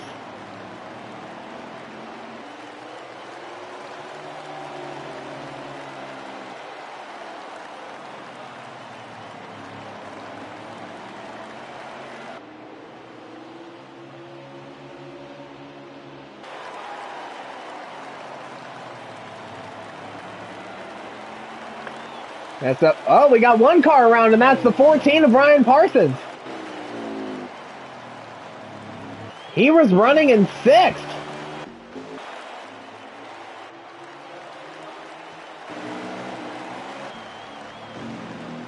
Well, it looks like he's got it straight again.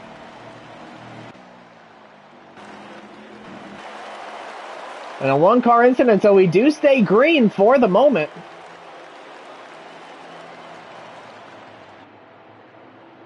Well, at least it was low enough on the track that it didn't block anybody's path.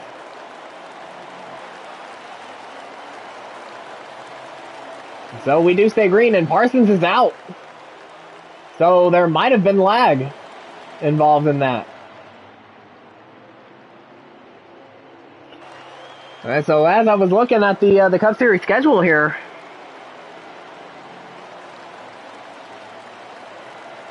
this is race 5 of the 2025 season. Tegan Jones won the first 2 races. Then it was the doubleheader with Kevin Hall winning at Road America and Bradley Domer Jr. winning at New Hampshire.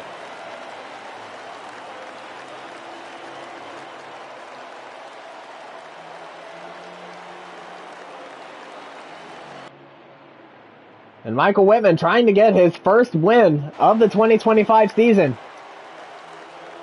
And Jared Haw trying to get his first win of the 2025 season. Both guys trying to give Hendrick its 3rd win in a row this season. And Joshua Harris gets out of the way.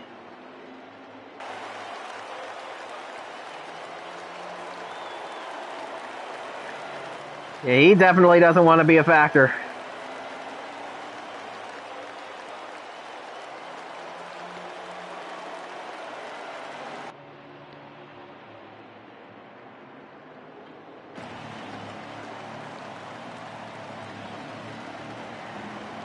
As we now have 32 laps to go here at Martinsville.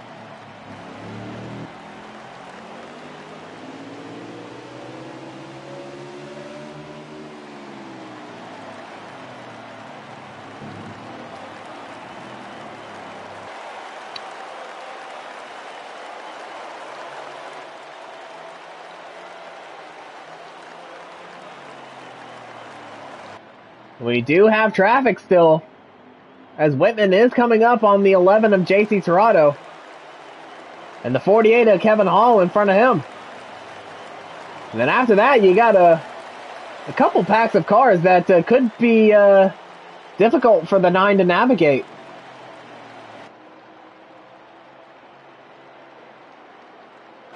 And Hall definitely wants to take advantage of it.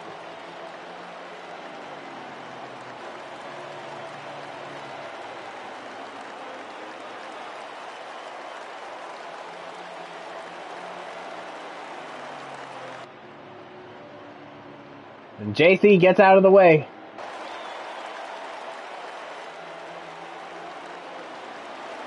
So Kevin Hall is up next.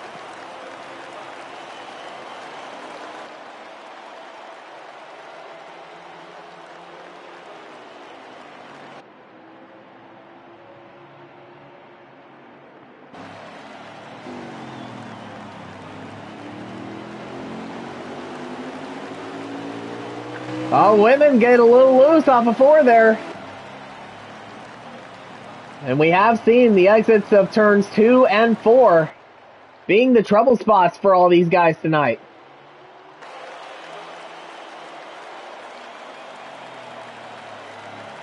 And now Kevin Hall gets out of the way.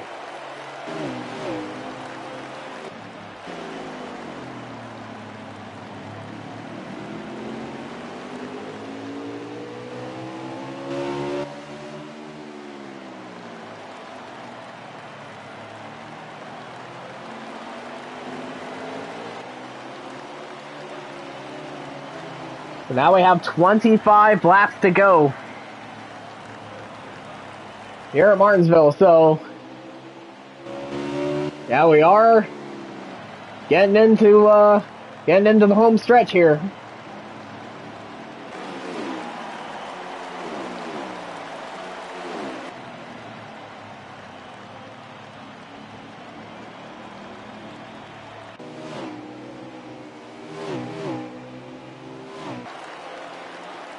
The 88 still back there.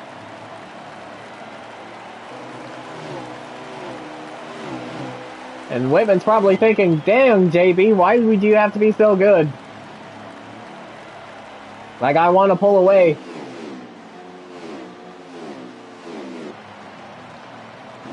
Yeah, Whitman's definitely going to try to pull away after he gets through this traffic.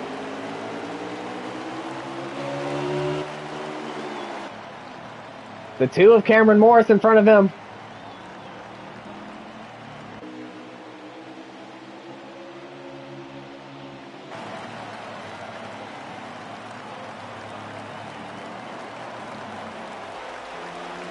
And Morris gets out of the way.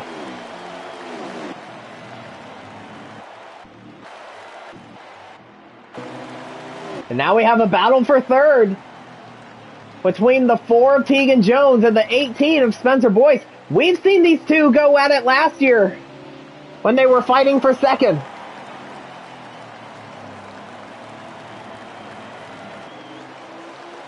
So now they're going to try to settle for third.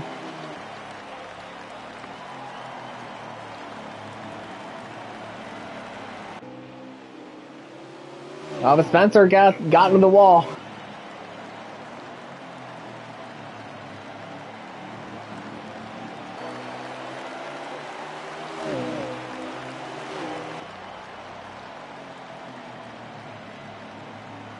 And they're coming to 18 laps to go.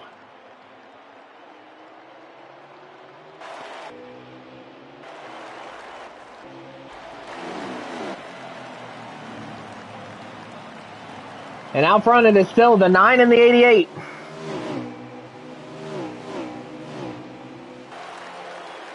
And they have gotten around the 19 of Chase Loans. And he had a great run up until this point of the race. He was running in the top 5. He slid back a little bit, still being in the top 10 though, but now he just got lapped.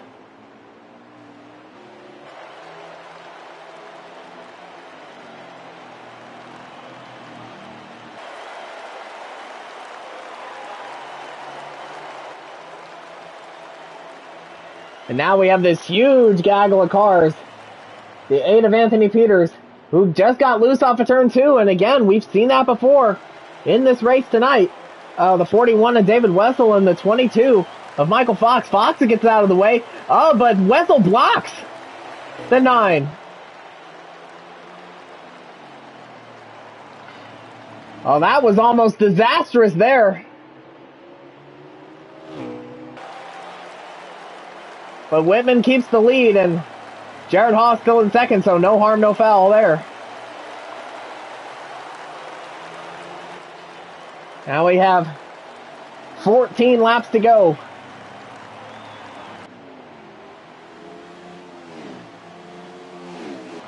And now Spencer Boyce is now in third.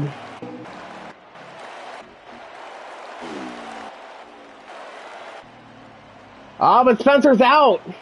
Spencer has lagged out. So another great run ends with a lag out.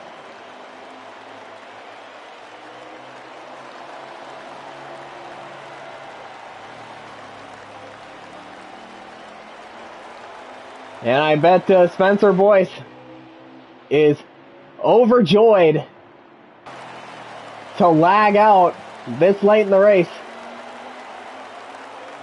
And I bet you he's tossing his controller in celebration.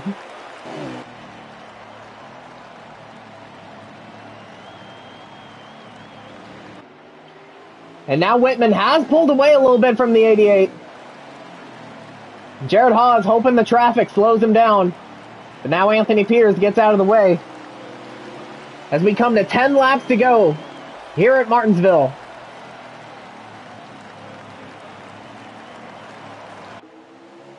And Michael Whitman has had a roller coaster of a race at this point. I mean, he started up towards the front. He took the lead late in stage 1. But trouble trying to get around the 8 of Anthony Peters allowed Tegan Jones to take the lead and win the stage. And when we got back green going to stage 2, he got loose off of 2, overcorrected, hit the wall, and caused the big one going into 3. And he has spent the entirety of the second stage working his way back up to the front. And so now with 8 laps to go, he is out front.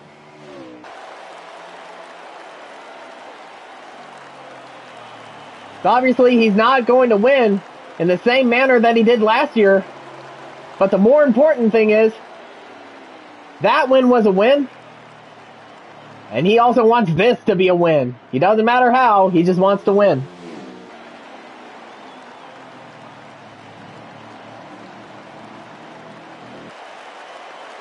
Oh, but it looked like Whitman got a little loose off of 4 there. He's trying to hang on to it as best as he can around the exits of these corners.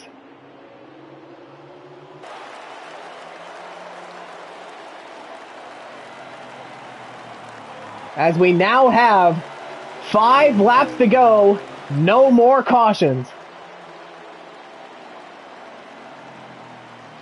So whatever happens, happens.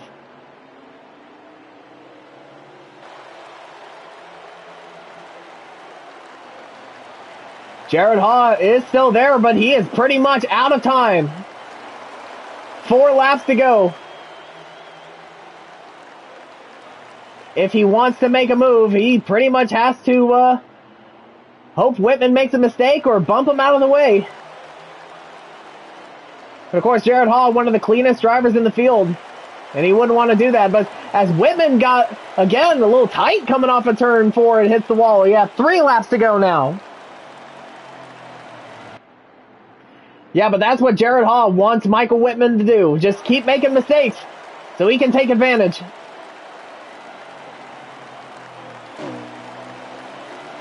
Two laps to go.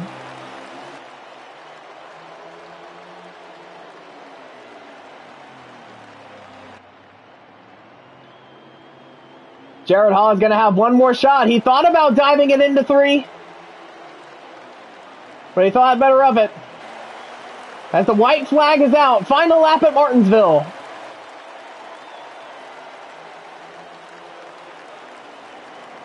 Michael Whitman trying to hang on.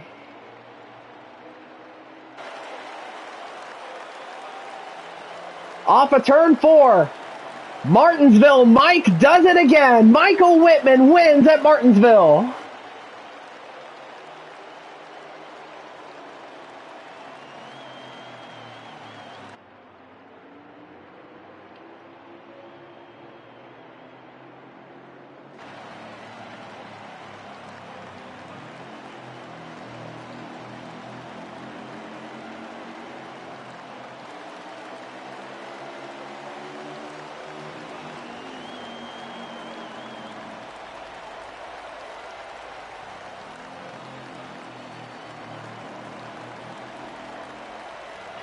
So another huge win at Martinsville for Michael Whitman. And the third win in a row for Hendrick Motorsports this season.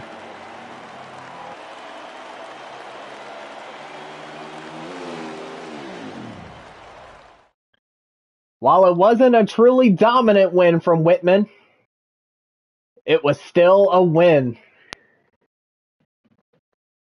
And I'm sure he'll be glad to take that, as Anthony Peters sets the fastest lap.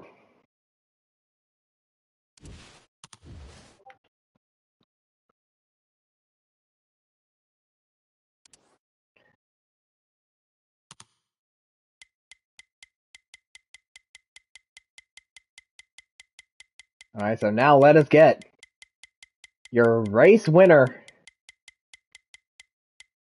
Michael Whitman, in here, because I bet he has a few things to say about the race.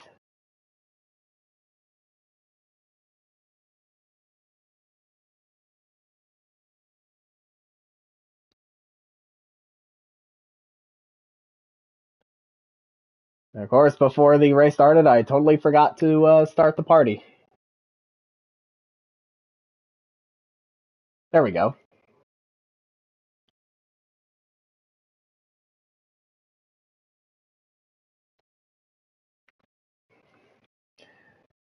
There we go. We got the party all set up. So now we just wait. And there he is, your race winner, Michael Whitman. Like another pretty big Martinsville win for you, but it wasn't as dominant as it was last year, as you kind of had to really earn it this time. But yeah, take us through the whole race, because I bet you've had like a roller coaster of a night. Could you tell? No, I just want to first off give a big shout out to JB. He raced me very cleanly. Obviously, we had that incident a couple weeks ago at Richmond. I really appreciate him. You know, he's on a pretty big winless drought, and obviously I won a lot last year. So it's a real testament to the person he is to not do anything over aggressive behind me and be desperate to get that win. With how he's been this year, it's 100% coming. So I just want to give him a big shout out. He did a great job tonight all week, and he's done a great job all year. I think he's probably had the best car at 3 of these 5 races we've been at. So he will definitely be a force to be reckoned with this year. I have no doubt about that. I think he's back to his usual form. Definitely a roller coaster. There were just a lot of times early on in the race where I was just getting caught in unfortunate situations. You know, I was leading the stage and I had held up by Incog when I was trying to lap him, and that got me a little loose. So I lost the stage because of that. But you know, it was just back and forth all day. Obviously, I had my incident on the restart, where I totally wrecked it and was back in like 7th or 8th or something, and worked my way back up. I was just praying the whole race for a long green run, because I knew that that's what was going to be my best case to win. A bunch of short runs. I with how the race was going for me, I thought something was going to happen to me if we ended up on a late restart. So I wasn't too confident in that. So I was definitely happy when we were able to do that full run out at the end. Yeah, and it was toward the middle of that second stage where you took the lead and pretty much never looked back from that. So did these cautions, which I believe we had 8 of them, counting the stage caution, did those cautions definitely help you find the adjustments that you need to make in order to stay out front? I didn't really make any adjustments. The cautions just kept hurting me, because I was confident enough in my car that if we had a green flag run, I was going to be able to at least be in the top 2 with JB. I knew he was very good too. So I was really just hoping, once we got out of the first stage, that it would clean up. I was just fortunate that, we didn't have any green flag pit stops, because he got a little better fuel mileage than I did. So if it was like, 10 laps longer, he might have made it to the end and I might not have. So I was just fortunate of the lap count for that final run that we had. But the cautions, they definitely did not help me, because I felt like I was starting on the inside a lot, and we were doing a lot of give and take where the leader would pick the outside and the guy would let him in on the inside in second. So that would really hurt the inside lane from like the guy that's 3rd, 5th, 7th, So that was unfortunate for me, just in that deal. I kind of was on the inside for a few restarts in a row and was just kind of stuck in fourth and fifth for a while and wasn't really able to show what I had in my car. But that last run, JB and I were just putting out really good laps.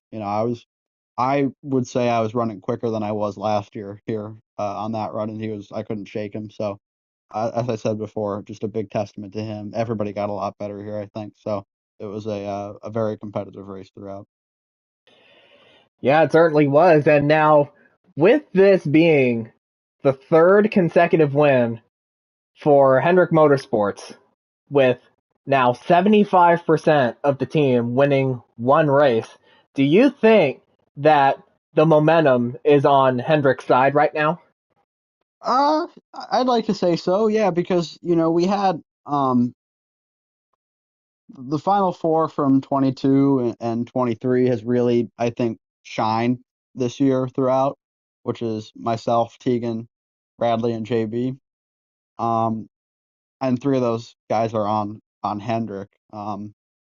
Richmond, I do feel like JB and I were two of the best 3 or 4 cars in that race, so I was happy with that. Obviously, we had 3 of the top 4 for most of the race at New Hampshire as well. And then Road America, we had Kevron kind of break through, get a big win. He really needed that because he had struggled a little bit in the races before that.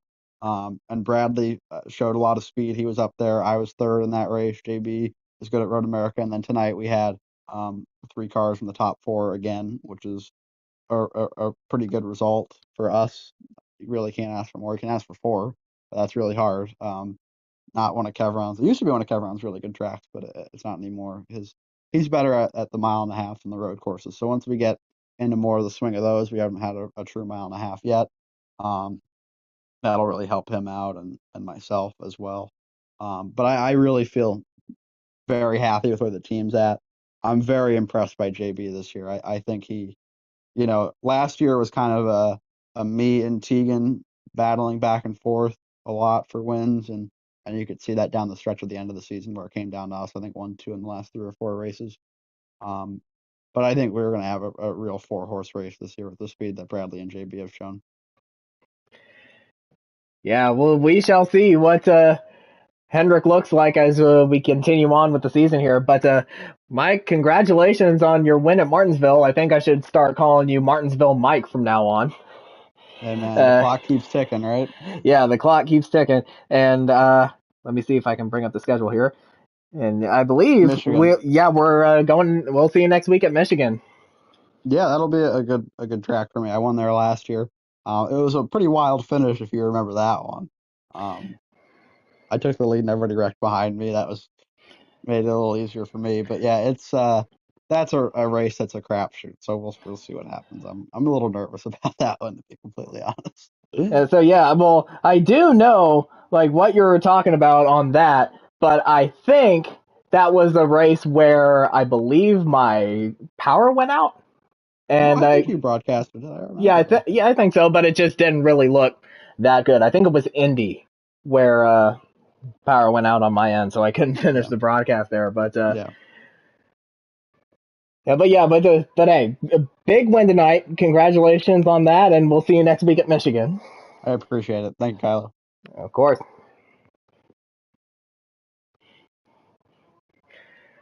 And so now we will bring in your runner-up finisher, that being the 88 of Jared Haw.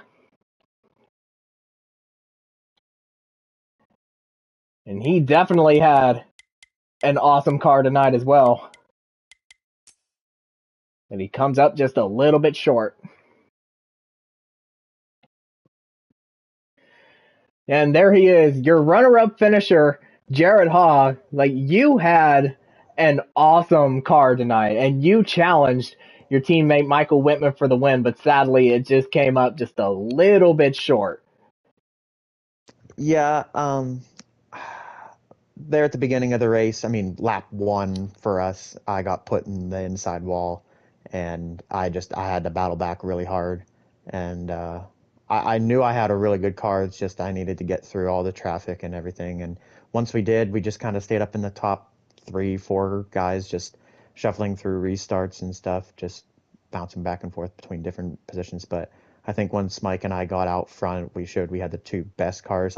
Truthfully, I feel whichever one of us two would have got out front probably was going to win the race, just because I think we were so close together, speed-wise. But yeah, I'm glad that he was able to pull off a win. Sucks I couldn't get that third win in a row for HMS, but we'll just move on to next week and hope for the best.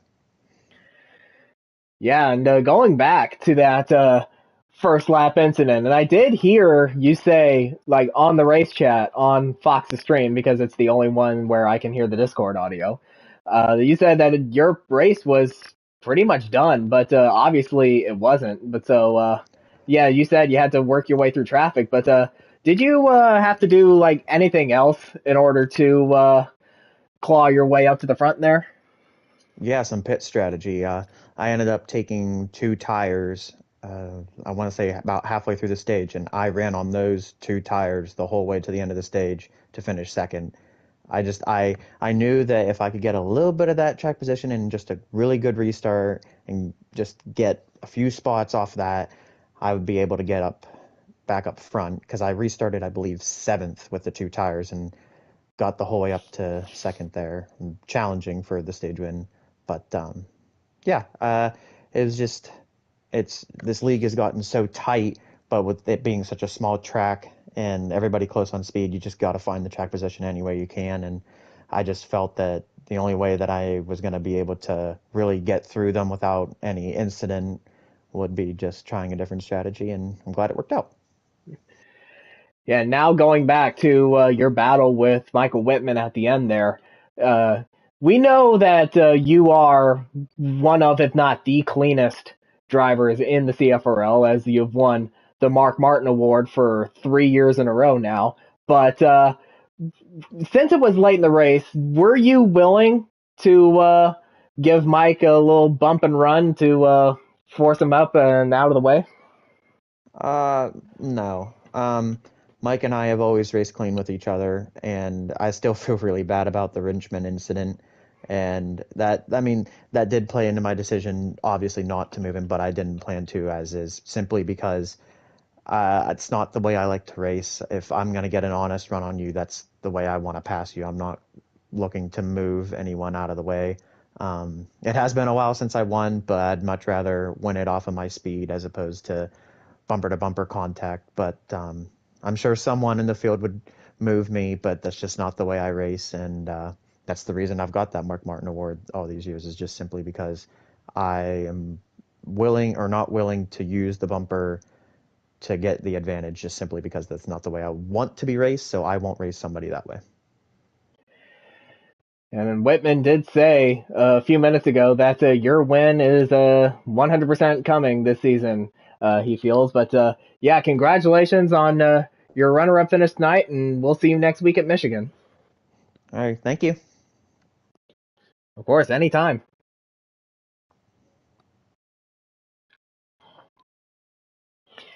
And now we'll go ahead and bring in third place finisher, Tegan Jones. Sat on the pole. He won the first stage, and he was pretty much out front the whole night.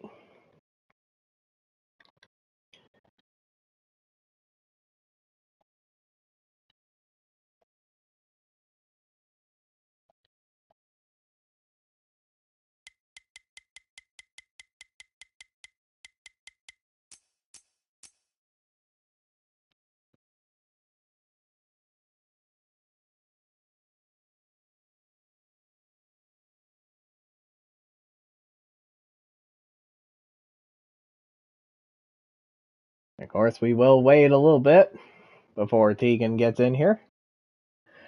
Yeah, and there he is, your third place finisher, Tegan Jones. Another pretty strong result for you. I mean, you started on the pole, you won the first stage, and you were pretty much able to run in the top 5 for basically the whole night.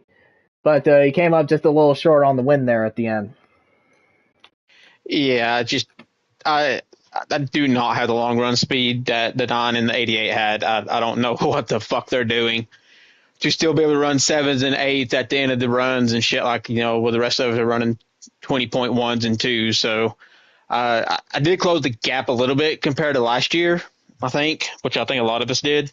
But yeah, it's considering where I was at the beginning of the week. I'm kind of happy to get the pole and be third. So that's just something I've got to figure out, and I know where the issue is. It's the controller, and it's how I do the controller, and that's something I'm going to have to maybe eventually get out of and into something new when the new game comes out. So does that mean you're going to be investing in a wheel for the new game? Oh, I've got a wheel. I've got a wheel, a G29 that's hooked up to a chair, a little mini rig. It's ready to go if the new game is a little bit more compatible with the wheel, in my opinion. I've gotten the wheel out 2 or 3 times. It's like every year for the last 3 or 4 years I've had it. I bought the damn thing in 2020 during COVID, so I am not comfortable on a wheel on this game. So maybe the iRacing version of it will help me, be better with the wheel. If not, I'm going to have to start doing something different with the controller. And yeah, and of course, in the race tonight, we've seen you battle with a few guys on track, especially with the 18 of Spencer Boyce, which of course last year we saw you and him battle it out for second place. But like, how does that battle tonight compare to the one from last year? Spencer's got long run speed. Even for he's figured out how to. He's kind of there with Mike and JB when it comes to being able to keep from getting loose at the end of the runs, and that's the strong suit of a wheel that he has figured out. It's just that his wheel disconnected there at the end apparently, and it bucked him out of a top 5 and put him in 10th. And then at that point he's pissed and he quit. And can't say that I blame him a little bit on that one, to be honest. So yeah, I wasn't going to give it to him because Spencer was, shoving it in there on some of the corners, which, to be fair, Mike and JB was able to do that too, compared to me, because I had to back up my shit so much. But yeah, I was driving like really hard there at the end. I just was not going to give that spot up to him unless I absolutely had to. And when he had his issue, that just basically let me kind of breathe, because I had such a big gap behind me to Bradley. So, I'll take a top 5. I used to like this track. I still kind of do. I just wish this game was more adjustable to tire pressures and wedge and shit. It seems like no matter what you do, you can run a 55 wedge and the damn thing will still get loose after 20 laps. So it's the one thing that I do not like about this game, and it seems like this year it's really, really getting on my nerves more than what it used to. So I can't wait. I can't believe I'm saying this because, sometimes you got to be careful what you ask for, but I'm kind of can't wait for the new game just because I think the road courses will be a little bit more better to drive and the short tracks. Well, we're definitely not going to be going to one of those next week, as we have Michigan up next. So I know you've had a lot of success there, but are you willing to translate some of that over to the race next week? I mean, I hope so. I've always ran good there and only have one win to show for it. I've gotten either fucked out of them with late cautions, or I fucked myself, or didn't drive dirty enough or something.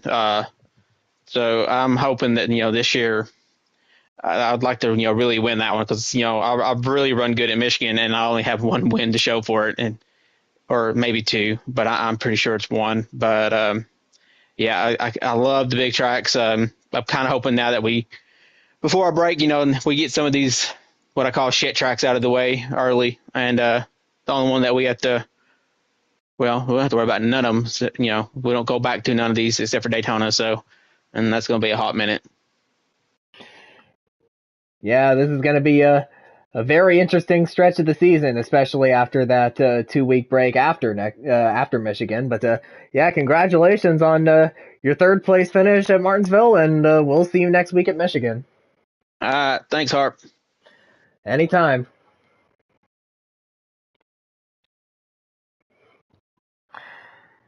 Now we got our 4th place finisher on deck, and that is the 24 of Bradley Domer Jr.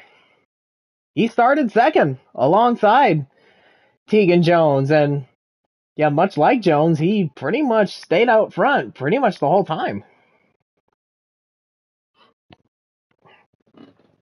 There he is, your 4th place finisher, Bradley Domer Jr. Of course, I just talked with Tegan, and much like him, like you started out front, you pretty much had a really good car the whole night, and you still came away with a top 5 finish. If you would have told me going into tonight with the limited practice that I had that I would run top 5, I don't think I ran lower than 6th all night. Yeah, I had a decent car. It definitely wasn't as fast as my 2 teammates. Glad this makes 3 in a row for Hendrick Motorsports. Let's make it 4 next week with JB. And I just want to continue this momentum and keep going up from here. Yeah, and speaking of that momentum going into next week, you think that Hendrick Muscle is going to be showing themselves at Michigan? We usually do. It's just a matter of not making mistakes going in the pit road or getting caught up in someone else's mess. That's the main issue that we got to worry about. I've won here in the past. I think Mike's won in the past, or he's had a chance to win here. I think he won here last year. I'm not 100% sure because I ended up lagging out of that race. But I can't remember how Kevron ran here last year, and I know JB's usually up here at these races as well. It's just a matter of staying out of trouble and not getting screwed. And of course, I did talk with Mike, the first driver I interviewed, and he said that, yeah, he did win, I believe, the race last year. It was when, everybody wrecked behind him. Yeah, I don't remember what happened in that race because I ended up lagging out, I think, very early, or I might have actually missed the whole race but I'm pretty sure I lagged out very early. Yeah, but going back to Martinsville tonight, yet again, you pretty much stayed out front the whole time. Well, was there like any battles or any moments you would say that kind of had you on edge? Definitely my battle late in the race with Spencer. He did hit me, and then I showed my displeasure and hit him back. And then when he caught back up to me, I let him go. Other than that, like I said, I don't think I ran lower than 6th all night. I think in all of these races I've ran top 5 pretty much a majority of the race. Granted, Daytona I finished like 15th or whatever it was, but I got taken out late. But I think other than that, if I didn't get screwed at Daytona, I might be finished top five every week, or close to it. But I take the momentum that I've had these last 4 races. I think 3 races, whatever it's been since Daytona, and hopefully get the regular season championship this year. That's my main goal. And it has been 4 races since that Daytona 500. But yeah, congratulations on your 4th place finish tonight, and we'll see you next week at Michigan. Alrighty.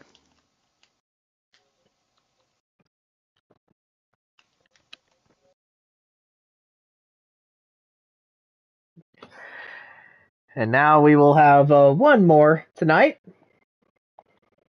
Hopefully I can bring him in here, and that is the 8 of Anthony Peters.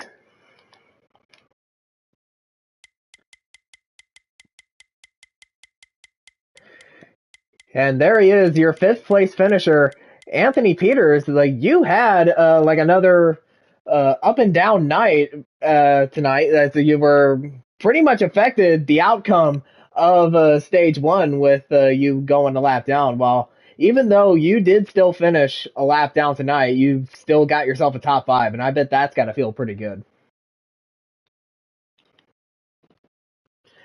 So now, going through the race, how did you like, how were you able to navigate like all of that chaos to get yourself a top 5 finish tonight?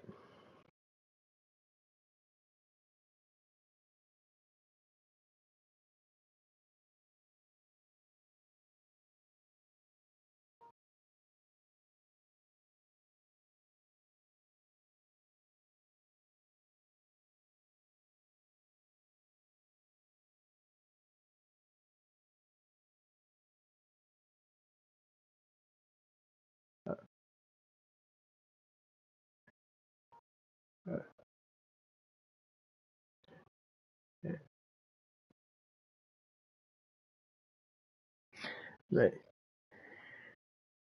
Yeah, yeah, and I do hate to kind of interrupt here, but I am getting like messages and chats that saying that they can't hear you. So yeah, I know it's a bit weird.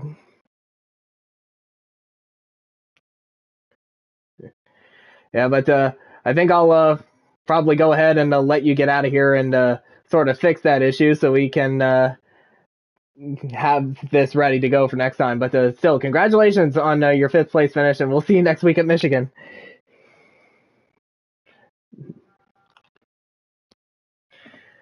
Yeah, no, that was a bit of an odd interview with him because I didn't know like his mic was off or his voice, or he had it set to where he wouldn't allow his voice to be shared. So anyway, final thoughts on the race. It was another Martinsville race.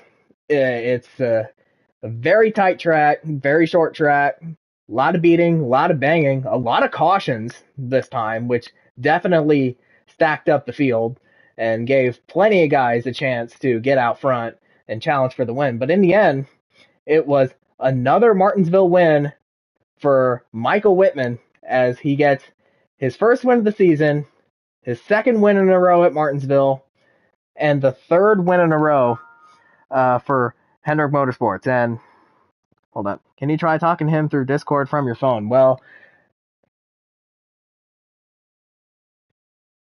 maybe, but I think I'll let him fix his issue, like with his voice not being shared, so that way we can not jump through any hoops in order to get his voice on here. But anyway, if I look at the schedule for the midweek series, because they are coming back this week, and it will be at Iowa for the trucks. So that'll definitely be a fun one. Of course, I'm not the best at Iowa, especially in the trucks. So it should be interesting to see what happens there. But before I head out, we do have an update on what's going on in the world of the NFL.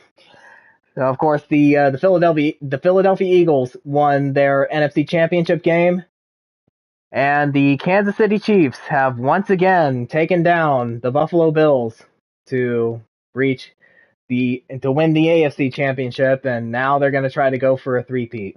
So sadly, the America did not get the Super Bowl matchup they wanted. Instead, we got the Super Bowl matchup that we ultimately deserved, and it was Eagles Chiefs once again. But I know bringing football into like a NASCAR related stream is kind of odd, but I mean, it is a pretty big deal, and I did want to bring this up. So, but anyway, thank you all for watching the race tonight. Don't forget to like the stream, subscribe to the channel, and hopefully we'll see you on Wednesday for the midweek race at Iowa, where we'll go trucking. And if not, we will see you next Sunday night when the Cup guys return to Michigan, which should be a pretty big deal and a pretty draft heavy race. So anyway, until then, have a good night, everyone.